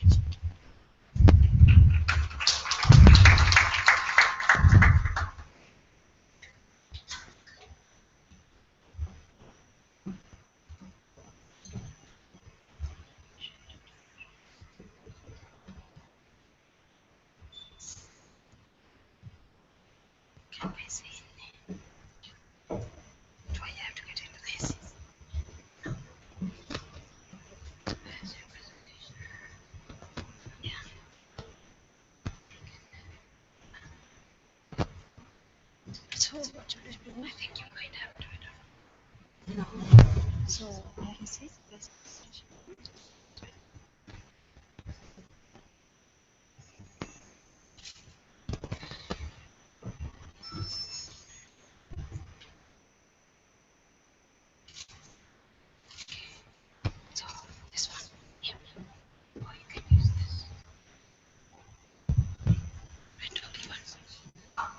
afternoon, everybody. Hope you can see me. Wait till I get into the small stage here. So, thank you very much for the introduction, Miriam. And you may wonder who am I to talk in front of you in this prestigious conference focusing the nurses. Yeah, true that I'm not a medical person, and I don't have much. I do have actually the hands-on experience in nursing. So, but I have lot of involvement in auditing and quality assurance, standardization in nursing care processes. So I think I'm a bit suitable to talk in front of you at this forum. So my topic is the importance of quality and risk management in nursing care process. So far, all the speakers were talking about the challenges and new scopes and the technological advancement in nursing care processes. So this is again the importance of assuring the quality and managing the risk of patient care processes, especially as nurses. So I won't touch upon the theoretical aspect of these concepts since you are aware of all these and you are exposed to the information. So we'll get into the practical aspect of these concepts. So I just want to point out some exciting figures you may have some understanding of. This is not just my imaginations, it is taken from WHO sites, the published literature.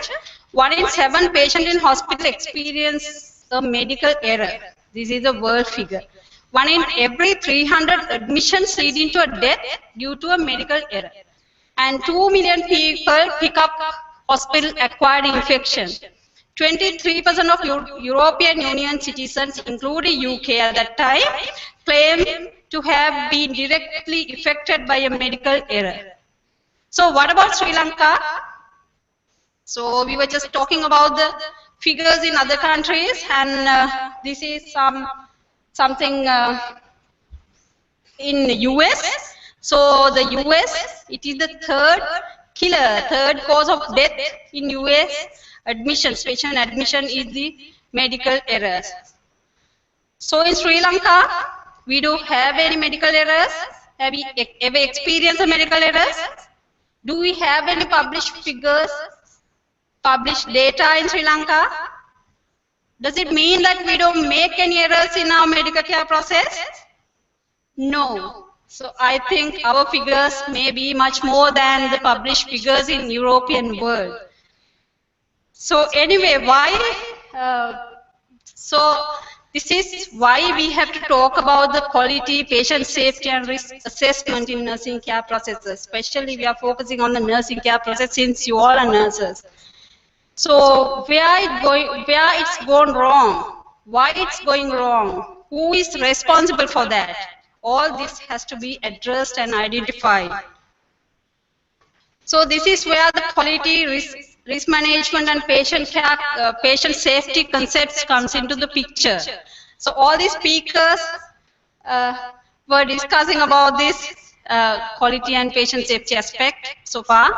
And this is quality is to ensure the patient safety by effectively managing the risks. These are the interrelated 3 concepts, and this is the relationship between 3 concepts in healthcare process.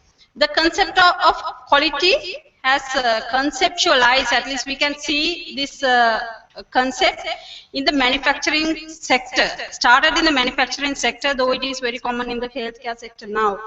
So it is to ensure the customer satisfaction throughout the delivery process, product delivery process. So it is common to the healthcare process as well.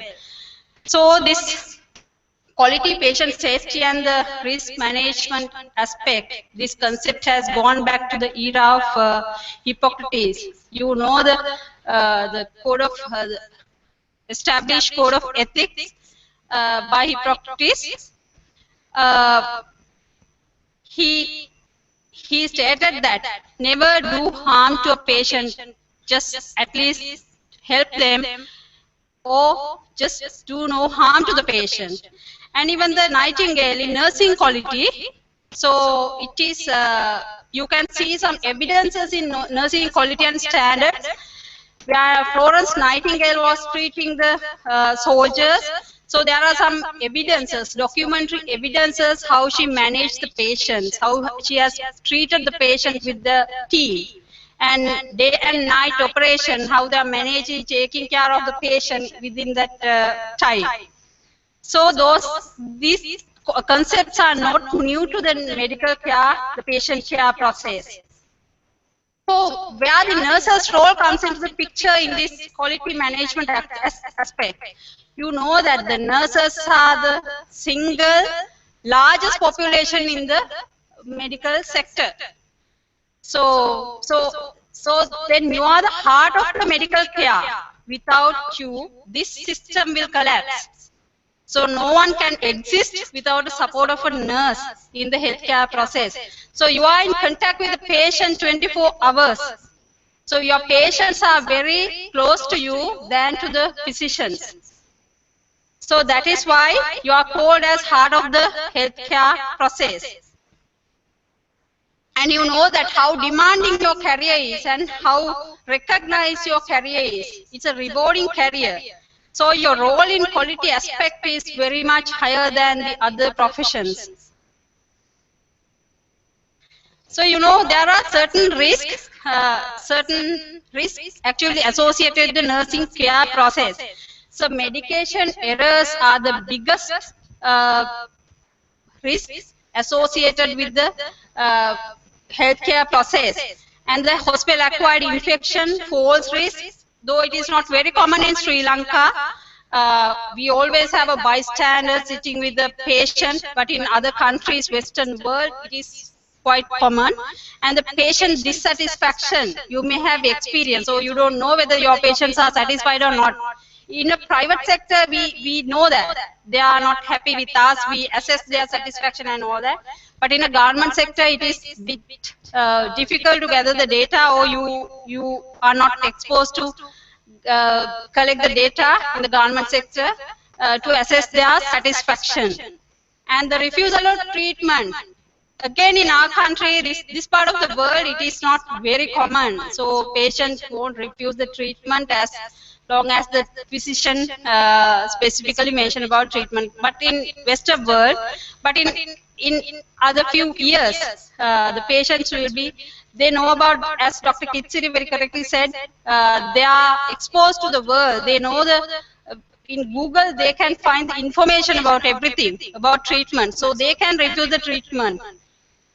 So other than that, there are many risks associated with the nursing care process, like surgical mishaps. So many more things, communication errors, human errors, machine errors that can happen during your care. So your role in managing the quality and the managing the risks in your during your work. So nurses at least should keep their patients safe by managing the risk. You have to identify the risk first.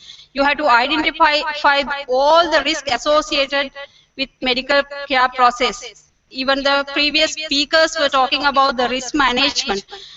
Every medical intervention is a risk. There's a risk associated with every medical intervention. So you have to identify the risk to manage or mitigate the risk. Nurses continuously, they have to continuously assess the environmental risk and possible risk that could harm the patients.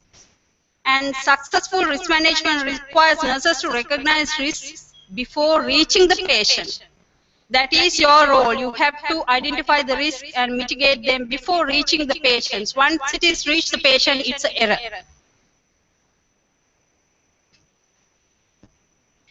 So there are certain standards, proven standards in the world to establish the quality in nursing care process and to manage the risk.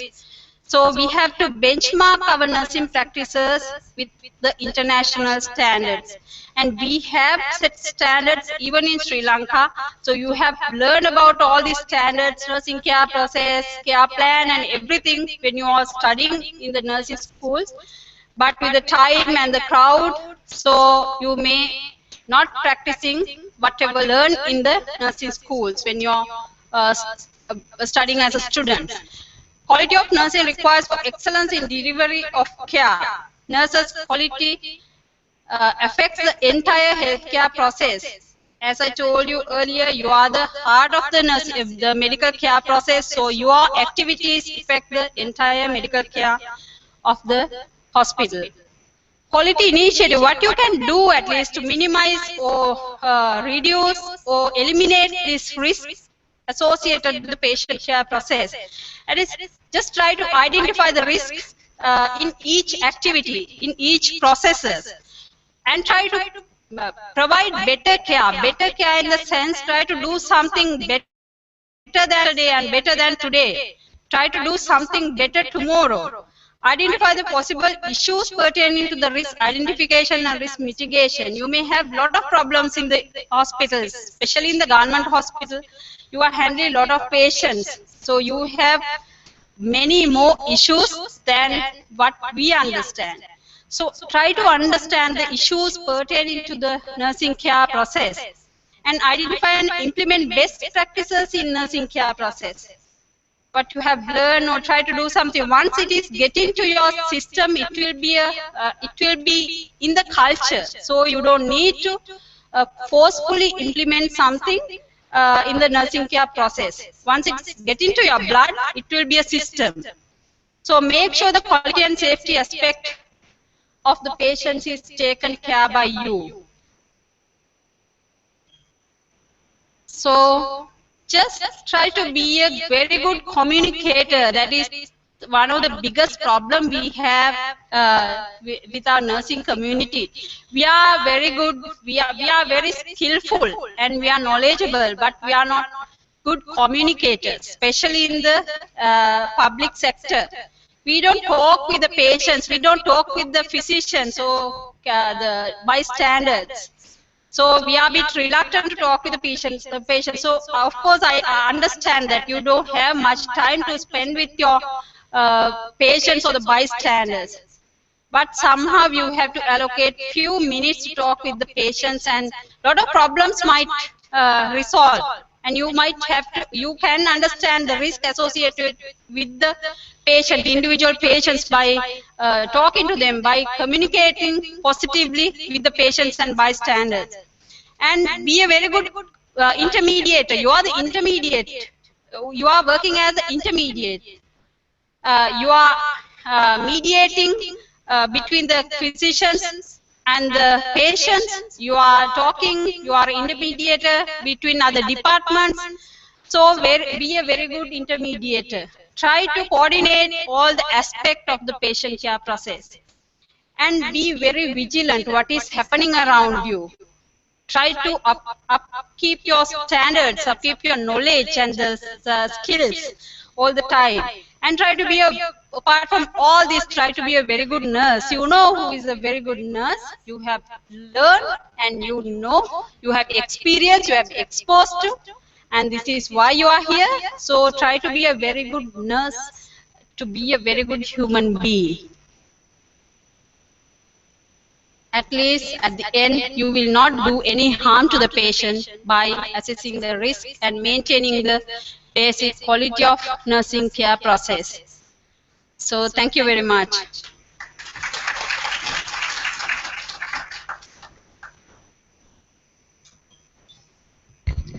Thank you, Dr. Benishi. At this time, I invite Dr. Kitsari Adusingha, the Deputy Chairman of IHS, to give over the tokens of appreciation.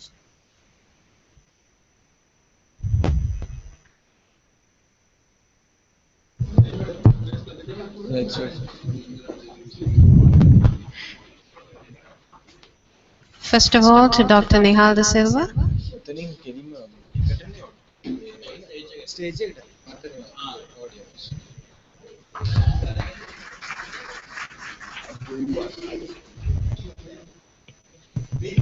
And to Dr. Binushi Narangoda.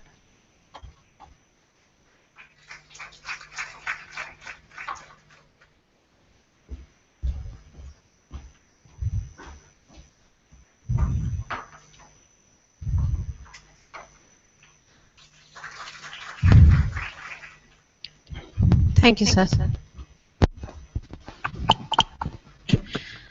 Moving on to the panel discussion and the Q&A session. This session will be mediated by Dr. Nihal De Silva.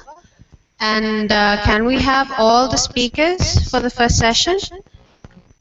Professor Maxine Duke, Dr. Kitsariya Dusingha, Professor Vajra Disanaika, Ms. Nadika Jayasingha, and Dr. Binushi Narangoda on stage, please.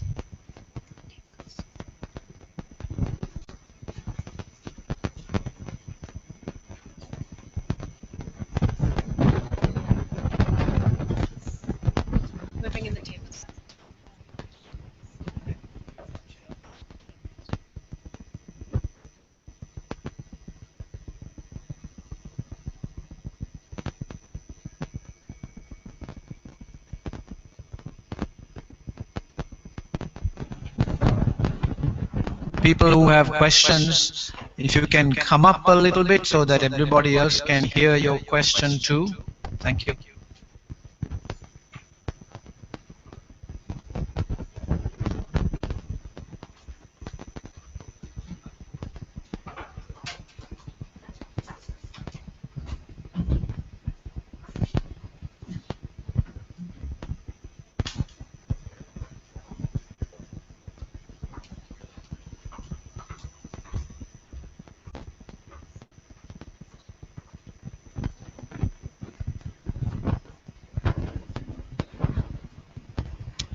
To start off the discussion, Dr. Narangoda, can I ask you a question, please?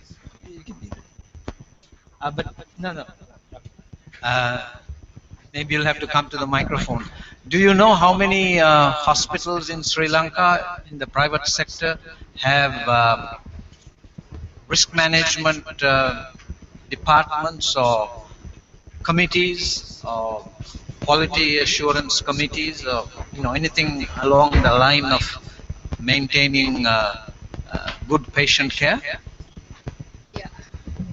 As my understanding, some of the government hospitals actually, they are, though the data is not published, so they are assessing the risk, and internally they have risk management committees to discuss about it. But I am not very familiar with the government's the system. But in private hospital, most of the private hospitals are forced to do that with the accreditation and the patient demands. So most of the some of the private hospitals have gone through the accreditation process, and to meet the international standards, they have to have some kind of a mechanism to mitigate the risk and assess the risk. So most of the accredited private hospitals, they have risk management departments and the forums apart from the government hospitals. Thank you. She touched briefly on the meaning of the word accreditation, especially at an international level. More and more the world is becoming a smaller place, a global village, and if we are trying to promote medical tourism, like some countries have done very successfully, we need to have accredited hospitals, and these are mechanisms where we standardize knowledge, standardize equipment, standardize experience, so that you can go from one place to another trusting the quality of that place. Dr. Kitsari, you talked about the legal risks. I believe that there is a kind of a college or some kind of an association where the legal aspects of medical practice are discussed in Sri Lanka? You'll have to forgive me for not knowing this because I'm not actively practicing here. Yes, it is a very important area. All might have to undergo. Currently, there is a civil society groups that make their voice against medical mishaps.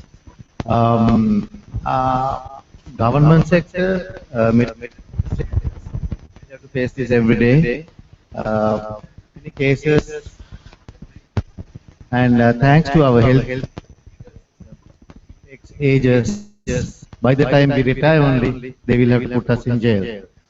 So therefore, it doesn't mean that we have to really look into this. Private sector, there are many cases against that too, because they know it's like liability.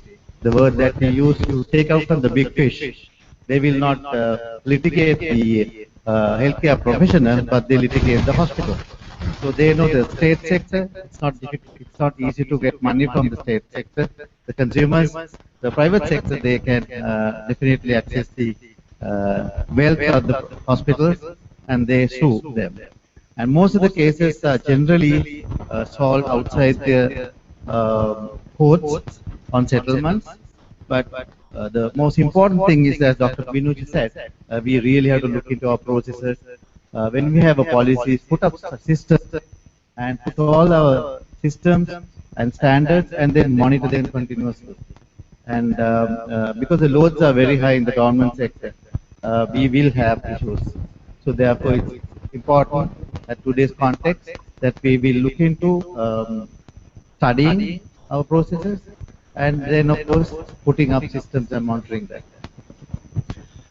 Being that I was in the United States for a long time, and being that most delivery services there are based on a private sector kind of approach, litigation in medicine is a very big issue in the United States. It's a very big industry, and the lawyers who specialize in medical litigation are very powerful people, and they influence lawmakers quite a bit, so that it is very difficult to change litigation law in the United States. The situation was so bad that certain specialties, certain doctors just refused to supply the services anymore. Because of that, the politicians suddenly decided they had to take action. And so some specialties were given special protection, not necessarily like accusing them of anything that they did wrong, but relating certain events to maybe errors that are beyond the control of humans. For example, as an obstetrician gynecologist, I'm an obstetrician, cerebral palsy was a big thing. If you have a child with cerebral palsy, the doctor gets sued, the hospital gets sued, everybody gets sued. Because of that, there was a lot of research done, and now they feel that maybe the birth process is responsible for maybe less than 10% of cerebral palsy. And things may be related to events well before labor started. So the atmosphere has changed due to pressure from both sides. The lawyers pushing their limits, and then the doctors countering, and then the politicians taking sides. It becomes a fairly complex issue. Any questions to the panel?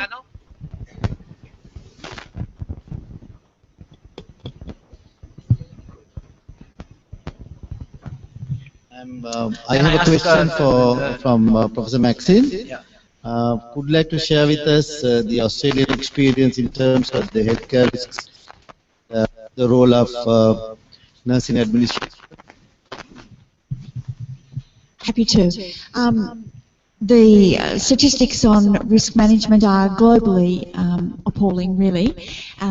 So in Australia, that we have very strict policies around managing quality and managing risk. So every hospital, and I'm going to talk about this afternoon, every hospital has to apply to the Australian quality and safety standards, and there are a number of standards which I'll talk about later. But nevertheless, adverse events still occur, and I think our last speaker was made a very important point about the role that nurses have in preventing error. So very often it's the nurse that identifies there's a potential error and stops it. So there's been some research done on how many people we actually save from error, and the nurse is the most significant player in that. It's the nurse that picks up the possible error, most usually picks up the possible error and prevents it. In terms of nursing administration, well, of course, leadership is absolutely vital in providing a healthcare system that has the patient at its core, and a group of people that care for that patient, that provide person-centered care. If you haven't got good leadership, then the care tends to be fragmented.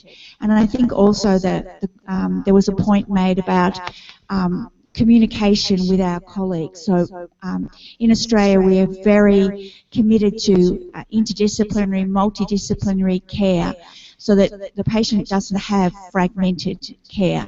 And so our curricula also have units on interprofessional education where we share classes and content with medicine and nursing, physiotherapy, social work, occupational therapy, so that everyone understands the role and the importance of the role of their colleague in the healthcare team. This is another way of helping to prevent error, because we actually speak to each other. I think I'm also going to talk this afternoon about the quality standards and the principles of quality and patient safety, and one of those is interprofessional communication. So the research demonstrates when nurses and doctors particularly don't talk to each other, it's the patient that suffers. It's not the nurse or the doctor, it's the patient, and that's where errors occur, when we don't hand over information appropriately. Is that enough? Yeah.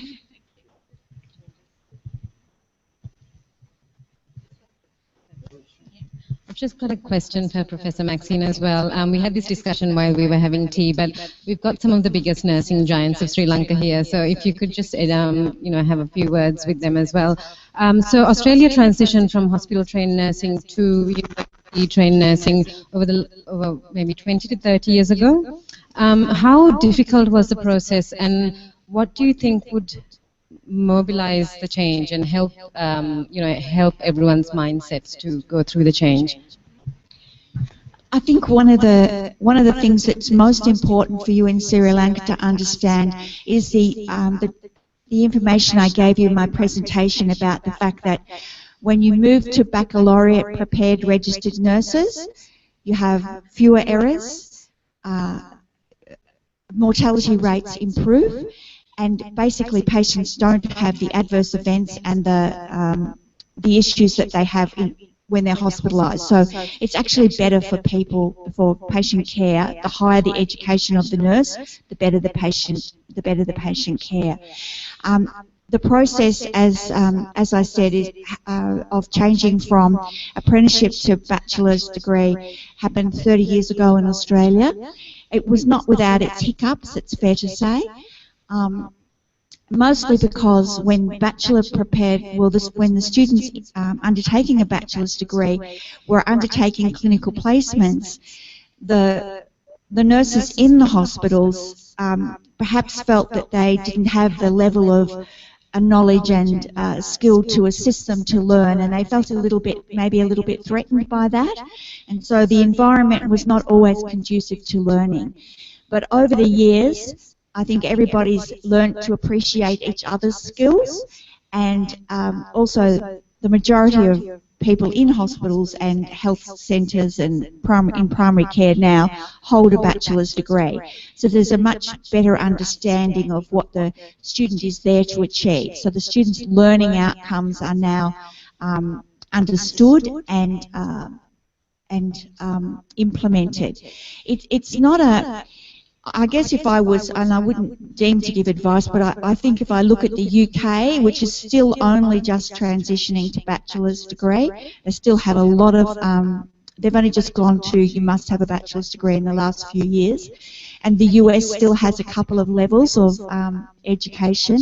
I think Australia can be really proud of the fact that the decision was taken by government and we just moved to it. There was no transition. We stopped one day and we started the next day. And so whilst it was difficult, it happened quite quickly, and that's helped that transition to occur. And also to be careful about different levels of nursing. We all have, every qualification has something to offer the patient in the healthcare team. So to be respectful of each other is a really important thing, I think. Thank you.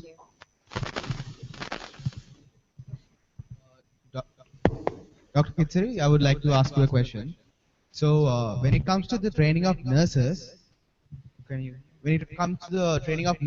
like how can you improve it to capture world trend areas like ethics? Ethics, I think if you look at a nursing curriculum, anywhere in the world, it's taught in the first year as a foundation, basic sciences. So it's all to do with not only the theory, you know, if you ask from the all nursing professionals, that will be most bitter and most boring topic ever done in the nursing curriculum. We as tutors or lecturers should be able to get more practical experience and relate it to day-to-day practice. Otherwise, I could remember, I've gone through the same mill in the medical school. That was one of the things that you hardly get students coming to the lecture hall. They try to avoid. I think it's to look at the current trends, and we have to align it with what's happening around the dynamic environment and change. It's all to do with the delivery and the assessment methodologies that we do. I think I'm a part of the group that does the ethics module, and sometimes our assessments are not we do not do a book exam. We do a clinical scenario on a video, and then we would ask the students to reflect on it. So that's actual real life scenarios which you simulate that particular environment, because a lot of things happening we can't simulate. It happens because of the risk levels. I totally want to agree with Dr. Kitsari that it's a vital unit for us to study as health professionals, just not as nurses, and that case studies are an excellent way to do that. But you need to think about the fact that in the coming world, I think we've talked today about the fact that we have much more chronic illness, people are sicker, and we have fewer resources, particularly in vulnerable populations with disasters and things such as this. Nurses will be required to make ethical decisions about who gets the resources. Do you give it to the older person or the young child, or the person with multiple injuries? I mean, we put a lot of resources into managing multiple injuries because we're very highly technical and we can save people, but scarce resources are going to mean that nurses are going to continually make harder and harder decisions about, and they're ethically based decisions about who gets care.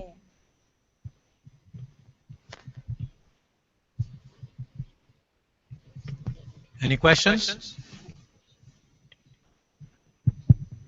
I would like to ask a question from Professor Maxine. So, how do you see a nurse as a profession, like as a health administrator, compared to a doctor? What's the question? Okay, I'm not really sure I have an opinion about that. health administrator, well, I'm very much of the belief that nurses need to administer nurses. And doctors can administer doctors, and either of them can administer hospitals if they've got the right skill set and the right educational background. But I think it's very important that we understand that we regulate our own profession and we lead our own profession. We don't need to be led by anyone else. Sorry, nearly ate that. I'm not sure if I've answered your question. I don't see them as one or the other. It's what in Australia we would call horses for courses. The right person for the nursing profession is a nurse. The right person for other health professions is their health professional experts. But a hospital-wide approach should be absolutely be a collaboration between them. Thank you. Yeah, I have a question. Actually, this question will be benefited the audience. So, since she has a lot of experience in managing the critical care patients in Middle East and Australia. So, I would like to ask from Nadika how they, in developed system, how they identify the risk associated with the critical care patient. Actually, they can't. You can't allow any room for errors in ICU. So how you can mitigate the risk and identify the risk in ICU patients? Thank you. The best way to answer this would be that I worked in ICU in Melbourne. I mean, it was at the Northern Hospital for a good 6 years. And that's where I did my graduate program. And everything I learned there was patient head to toe. There was no time for anything else. And you mitigate risk by everything you've learned. And, you know, the nurse can only do so much, but the administrators have a bigger responsibility in their hands. I found that the nurse-to-patient ratios helped a lot. Allowing the nurse to do a proper patient assessment at the beginning of the shift helped the nurse a lot. You know, having time with the patient one-on-one, you know, the doctors having time to listen to the nurse, because the nurse at the end of the day is the person who's taking care of the patient and who is at the bedside for 8 to 10, 12 hours a day. That was the major difference. I worked in the Middle East as well. There were many hospitals that were JCIA accredited. Having said that, the administration was done extremely differently, and I found that the risks associated in ICU were extremely different, and the patient outcomes weren't as good as what I saw in Australia. So I think it comes down from the top to the bottom. You know, I did my nursing in Australia, and that's all I knew. Everything, you know, patient safety was all I knew. I had time for patients, and I had time, you know, there were no loopholes, and you wouldn't go around things to get things done. Patient safety was paramount, and that's what I can tell you. I think documentation, clinical pathways, evidence-based practice are vital in that approach to patient safety, but also, as Nadika has said, a systems-wide approach that says a no-blame culture. So in Australia, the reporting of error or potential error is just absolutely, everyone understands it, does it, and then if an error occurs, there's a systematic deconstruction of how that happened, and so that the system can move and alter to block that gap for the next time. So a no-blame approach to error is, I think, the key to any really robust risk management system.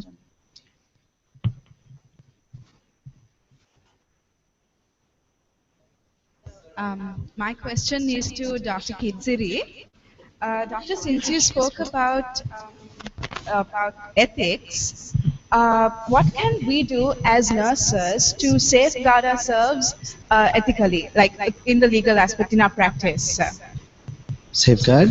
Can you repeat that? What can we do as nurses to safeguard ourselves in our practice, in the legal side? Yeah, few things, like firstly, you should know what you're doing. You should understand and study, and the principles that are surrounding you. As I told you, there are 5 areas: the legal area and as well as the patient rights, and similarly look at the fundamentals of ethics. And then always we don't have any intention of doing any harm to the patient. We always protect them. And there are instances that you might have to make a decision based on just this. Is it the best that you can do? We have to do the best. We have to do right thing at the right time and try to do the best as you can. And whilst looking at your rights, your scope of work, your area of demarcation, and can you put everything under the doctrine of emergency?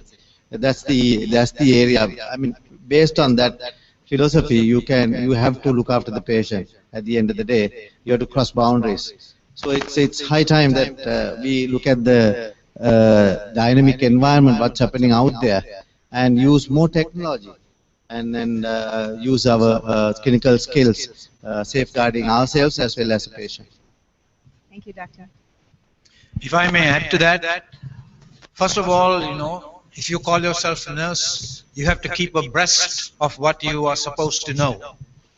And that is something that you do out of your own interest and curiosity. You want to maintain your skills. Also, you are a member of a team. You don't manage a patient just by yourself.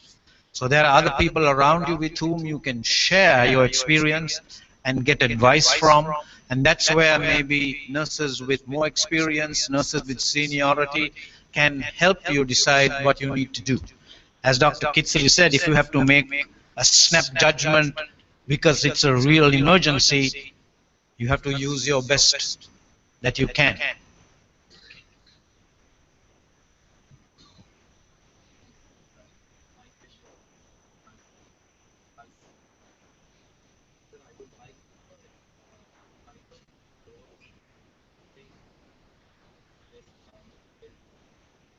Once again?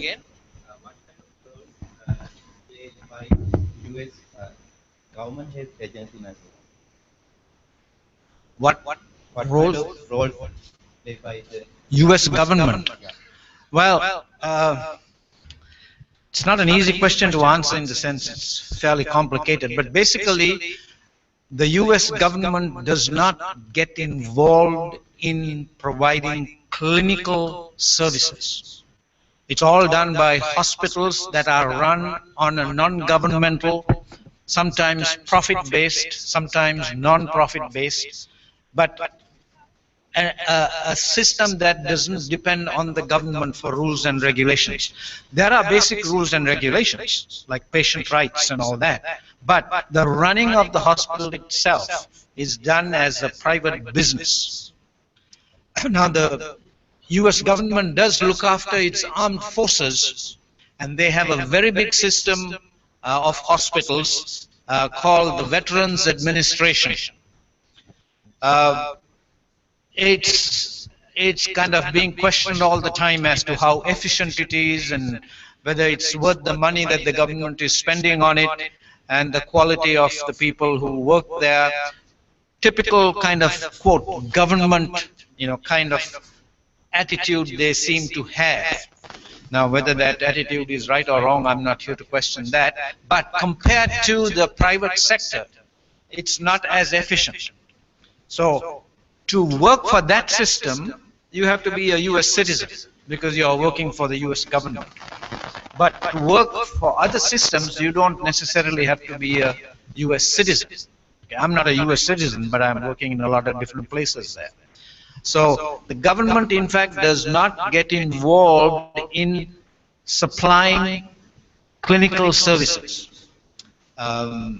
They have given a lot of responsibility to various professional organizations to set standards, and they make them like standards of care across the whole country.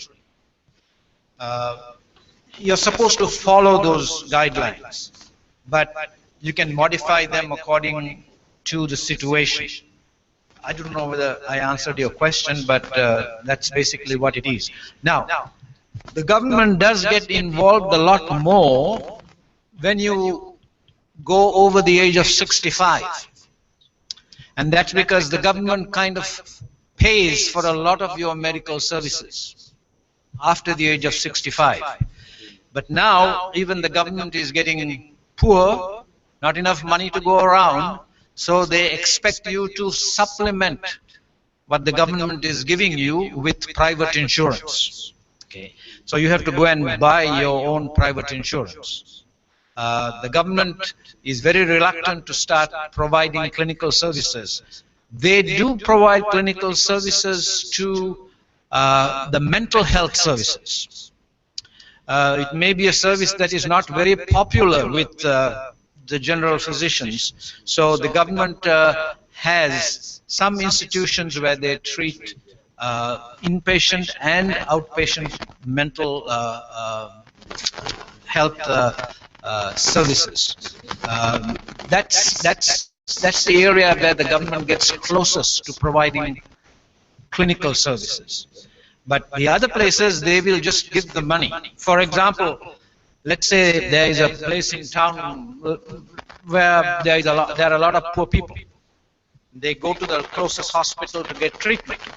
The hospital can't refuse treatment because you're poor or you don't have insurance. The hospital then will go to the government and say, look, we treated 1,000 people last year because they had no money. This is how much it cost. Please reimburse us. So the government will then reimburse the hospital. But the government is not going to say, hey, why did you give 500 milligrams of penicillin? Why didn't you give only 300 milligrams? Or, they don't get into the clinical part of it. They will only make sure that they're getting their money's worth. Okay. Question goes to the Dr. Narangoda. To Dr. Narangoda, I think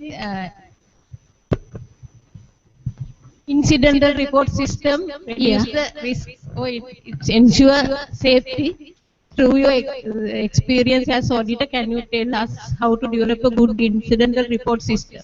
Yeah, incidental reporting, I'm not very sure whether it is been implemented in the government system, but it is a very effective mechanism to identify the risk and at least to prevent the future risk associated with the medical care process. Incidents, clinical incidents I'm talking about, in any medical care setting, there should be a very good incident reporting system where the caregivers or as the patient party or someone who is associating with the patient who has the right to inform if something goes wrong. And near misses also should be reported to prevent the next time, to make sure the next time that won't happen to the patient, because though it is not reach the patients, next time there can be an error. So the incident reporting system, actually it is very, very beneficial to the hospital healthcare settings to identify and mitigate the risk in a hospital. There are many incident reporting systems. Even a WHO has implemented an incident reporting system with the severity. So certain risks should be eliminated. Certain things can be minimized. So incident severity rates are there. According to the rates, so you have to take actions against the incidents. So first you have to identify the incidents, then you have to take actions to prevent them, then you have to follow up the incidents. So that is, in brief, that is the incident system we have to, yeah. I'll add something to that. Currently the Ministry of Health is working with Australian healthcare standards to develop the National Quality Assurance System. Now it's in process. Recently, the head of Australian accreditation, healthcare accreditation process, he was here. In fact, I met him. Dr. Sridharan, the director of healthcare quality assurance, is working on it. So I think next 5 years, all of our government sector hospitals will have a top 10 system, which is absorbed by thanks to Australia, and probably we could have a much better system than this had there. Okay, I'd like to add a few words about this incident report business. When we say it's an incident report, we are assuming it's an event related to a patient. Not necessarily so. sometimes it may be related to vision.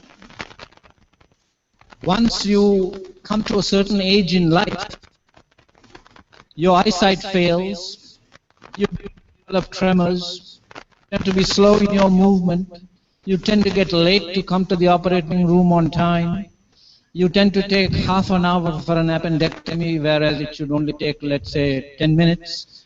These are all reported by people who are looking at the efficiency of how the hospital runs.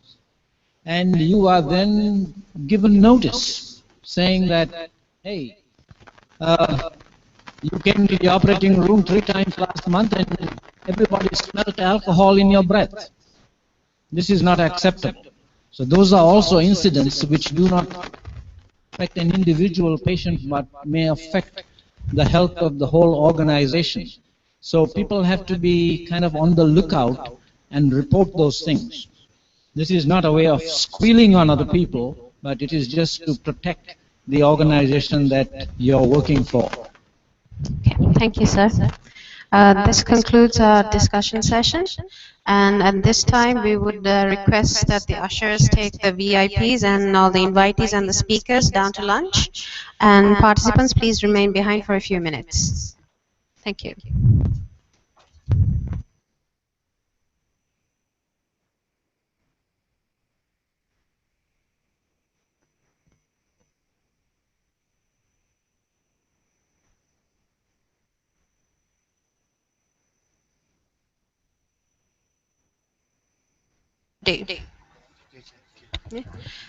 Please be back in your seats at 1:30. Thank you.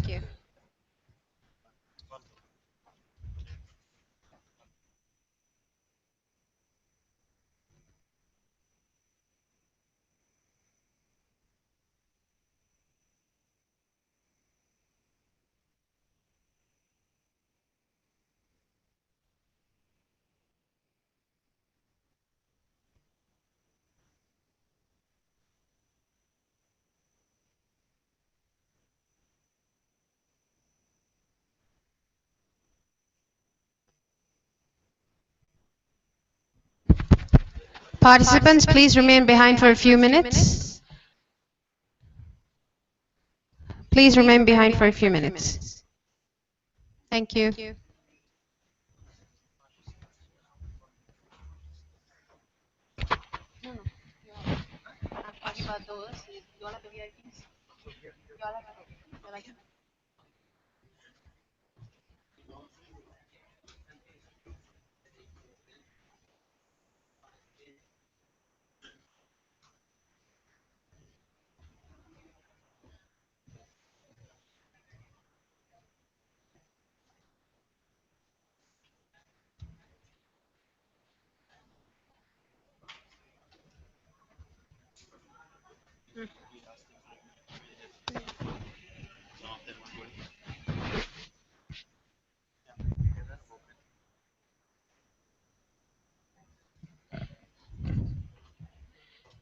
This time, we would like to play a video for you.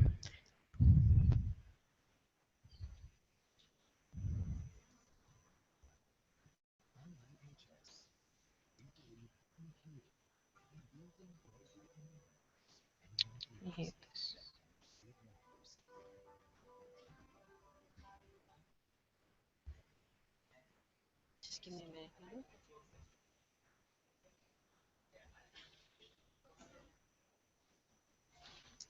Abasha, Abasha, Abasha.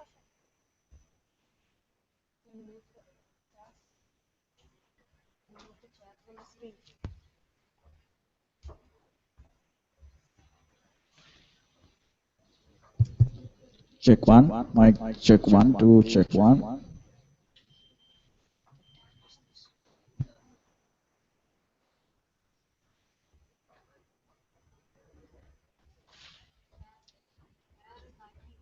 Seriously.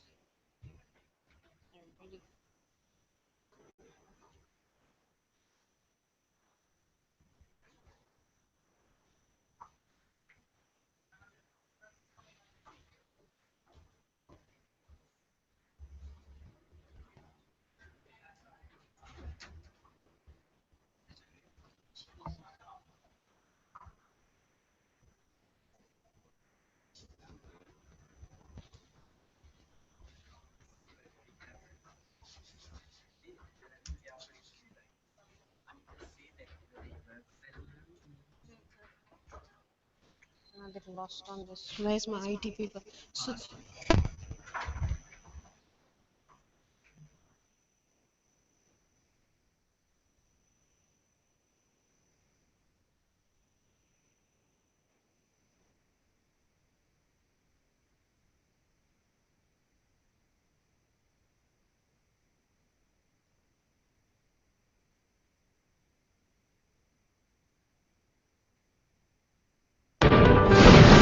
IIHS.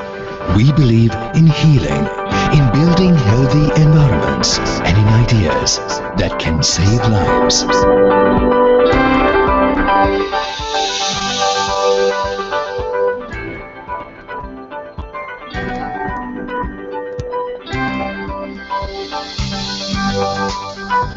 At IIHS, we understand that education is crucial to not only build capability, but to also boost confidence and attitudes needed to participate in society. Innovation is at the helm of all our programs, supporting a vision of providing high-quality education that combines academic and real-world skills.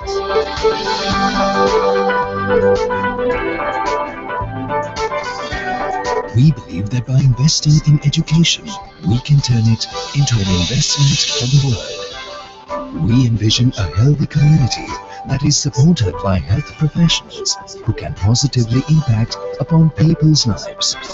Seeing people prosper is a virtue of our staff, and we offer technical and educational competence through a number of faculties.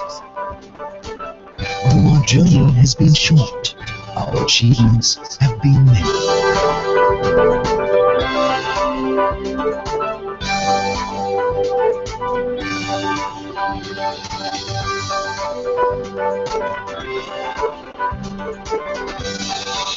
Most of all, we are about empowerment, care, and compassion.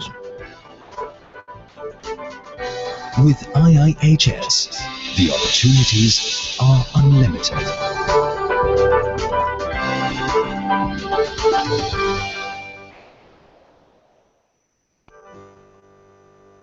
thank you. Please take your tokens down to the lunchroom and be back at your seats at 1:35. Thank you.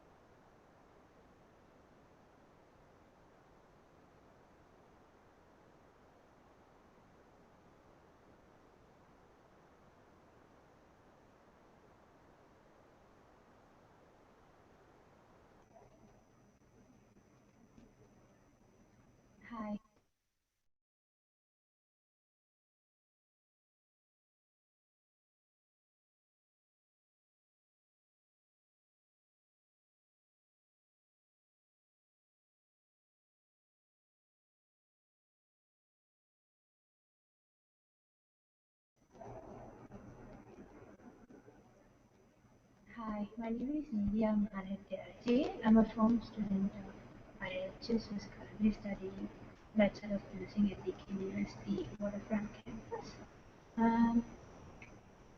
Talking about my life at IHS, IHS has given me the opportunity to be a world-recognized healthcare professional with up-to-date professional skills and knowledge. It has also helped me to improve my leadership skills during my study period at IHS.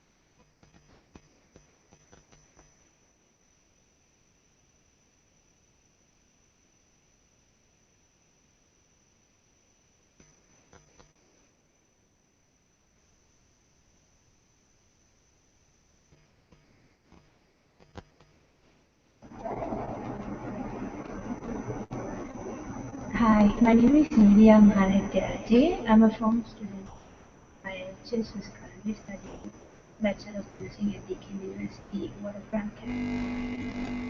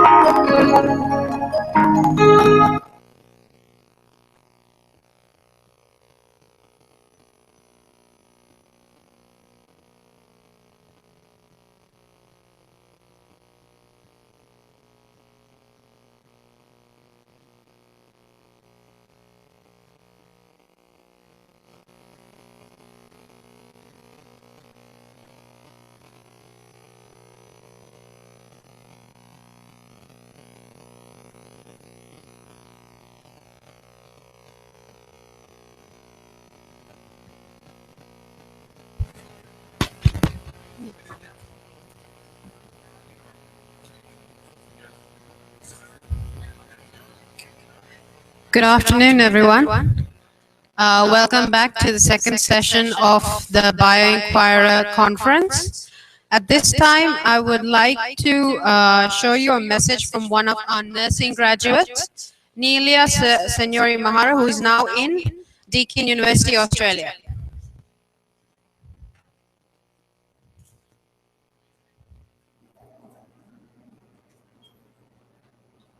Hi, my name is India Mahanatyaji. I'm a former student of IHS who's currently studying Bachelor of Nursing.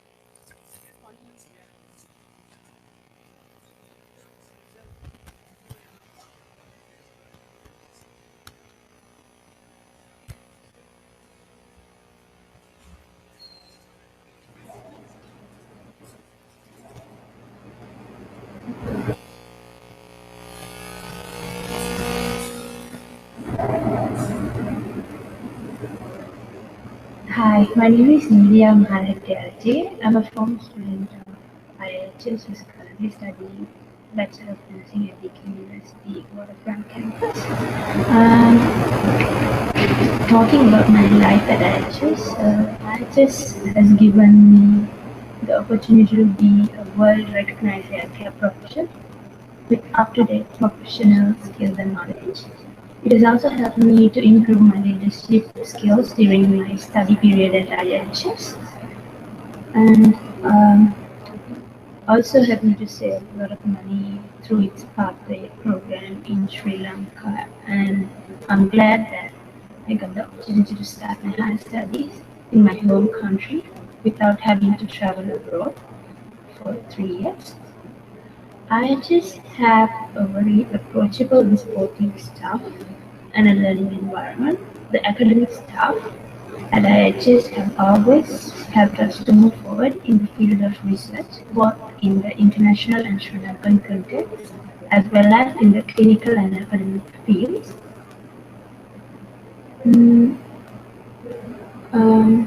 Talking about my life at Deakin, I'm proud to be studying at Deakin University School of Nursing and Midwifery, which is one of the largest and highly reputed nursing schools in Australia. Deakin University has a friendly learning environment where there is a variety of support services, including scholarships for international students like us to cut university costs such as fees, accommodation, and more, which gives us relief from financial burdens and a range of opportunities to pursue our ambitions. The staff at Deakin is very friendly. There's a vast cultural diversity at Deakin, which adds more fun to my student life at Deakin, and I enjoy studying at Deakin. Thank you.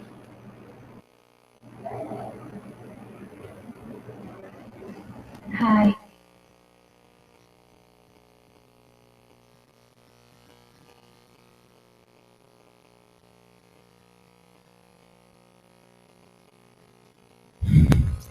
We're about to commence the second session, and I would like to invite Dr. Sarat Samarage, the National Consultant at WHO Country Office, to take the stage as the chairperson of this session. And once again, I request everyone to please switch off their phones or put them on silent in respect to the speakers giving the speech right now. And at this time, I'd like to invite Professor Maxine Duke again to give a speech on the current global challenges in nursing education.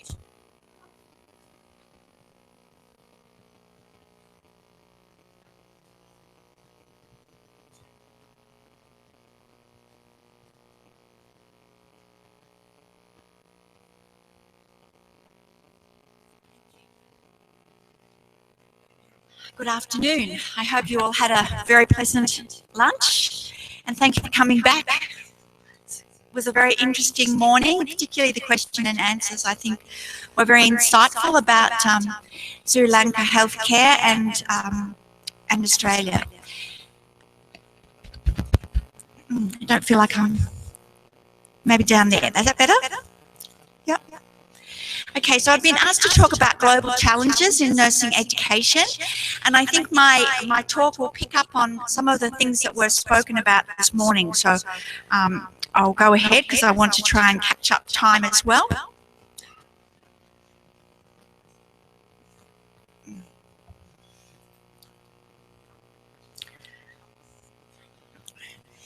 So I guess thinking about global challenges, we need to think about what are the innovations in healthcare and nursing education, and what are the new ideas and the way that we go forward with education.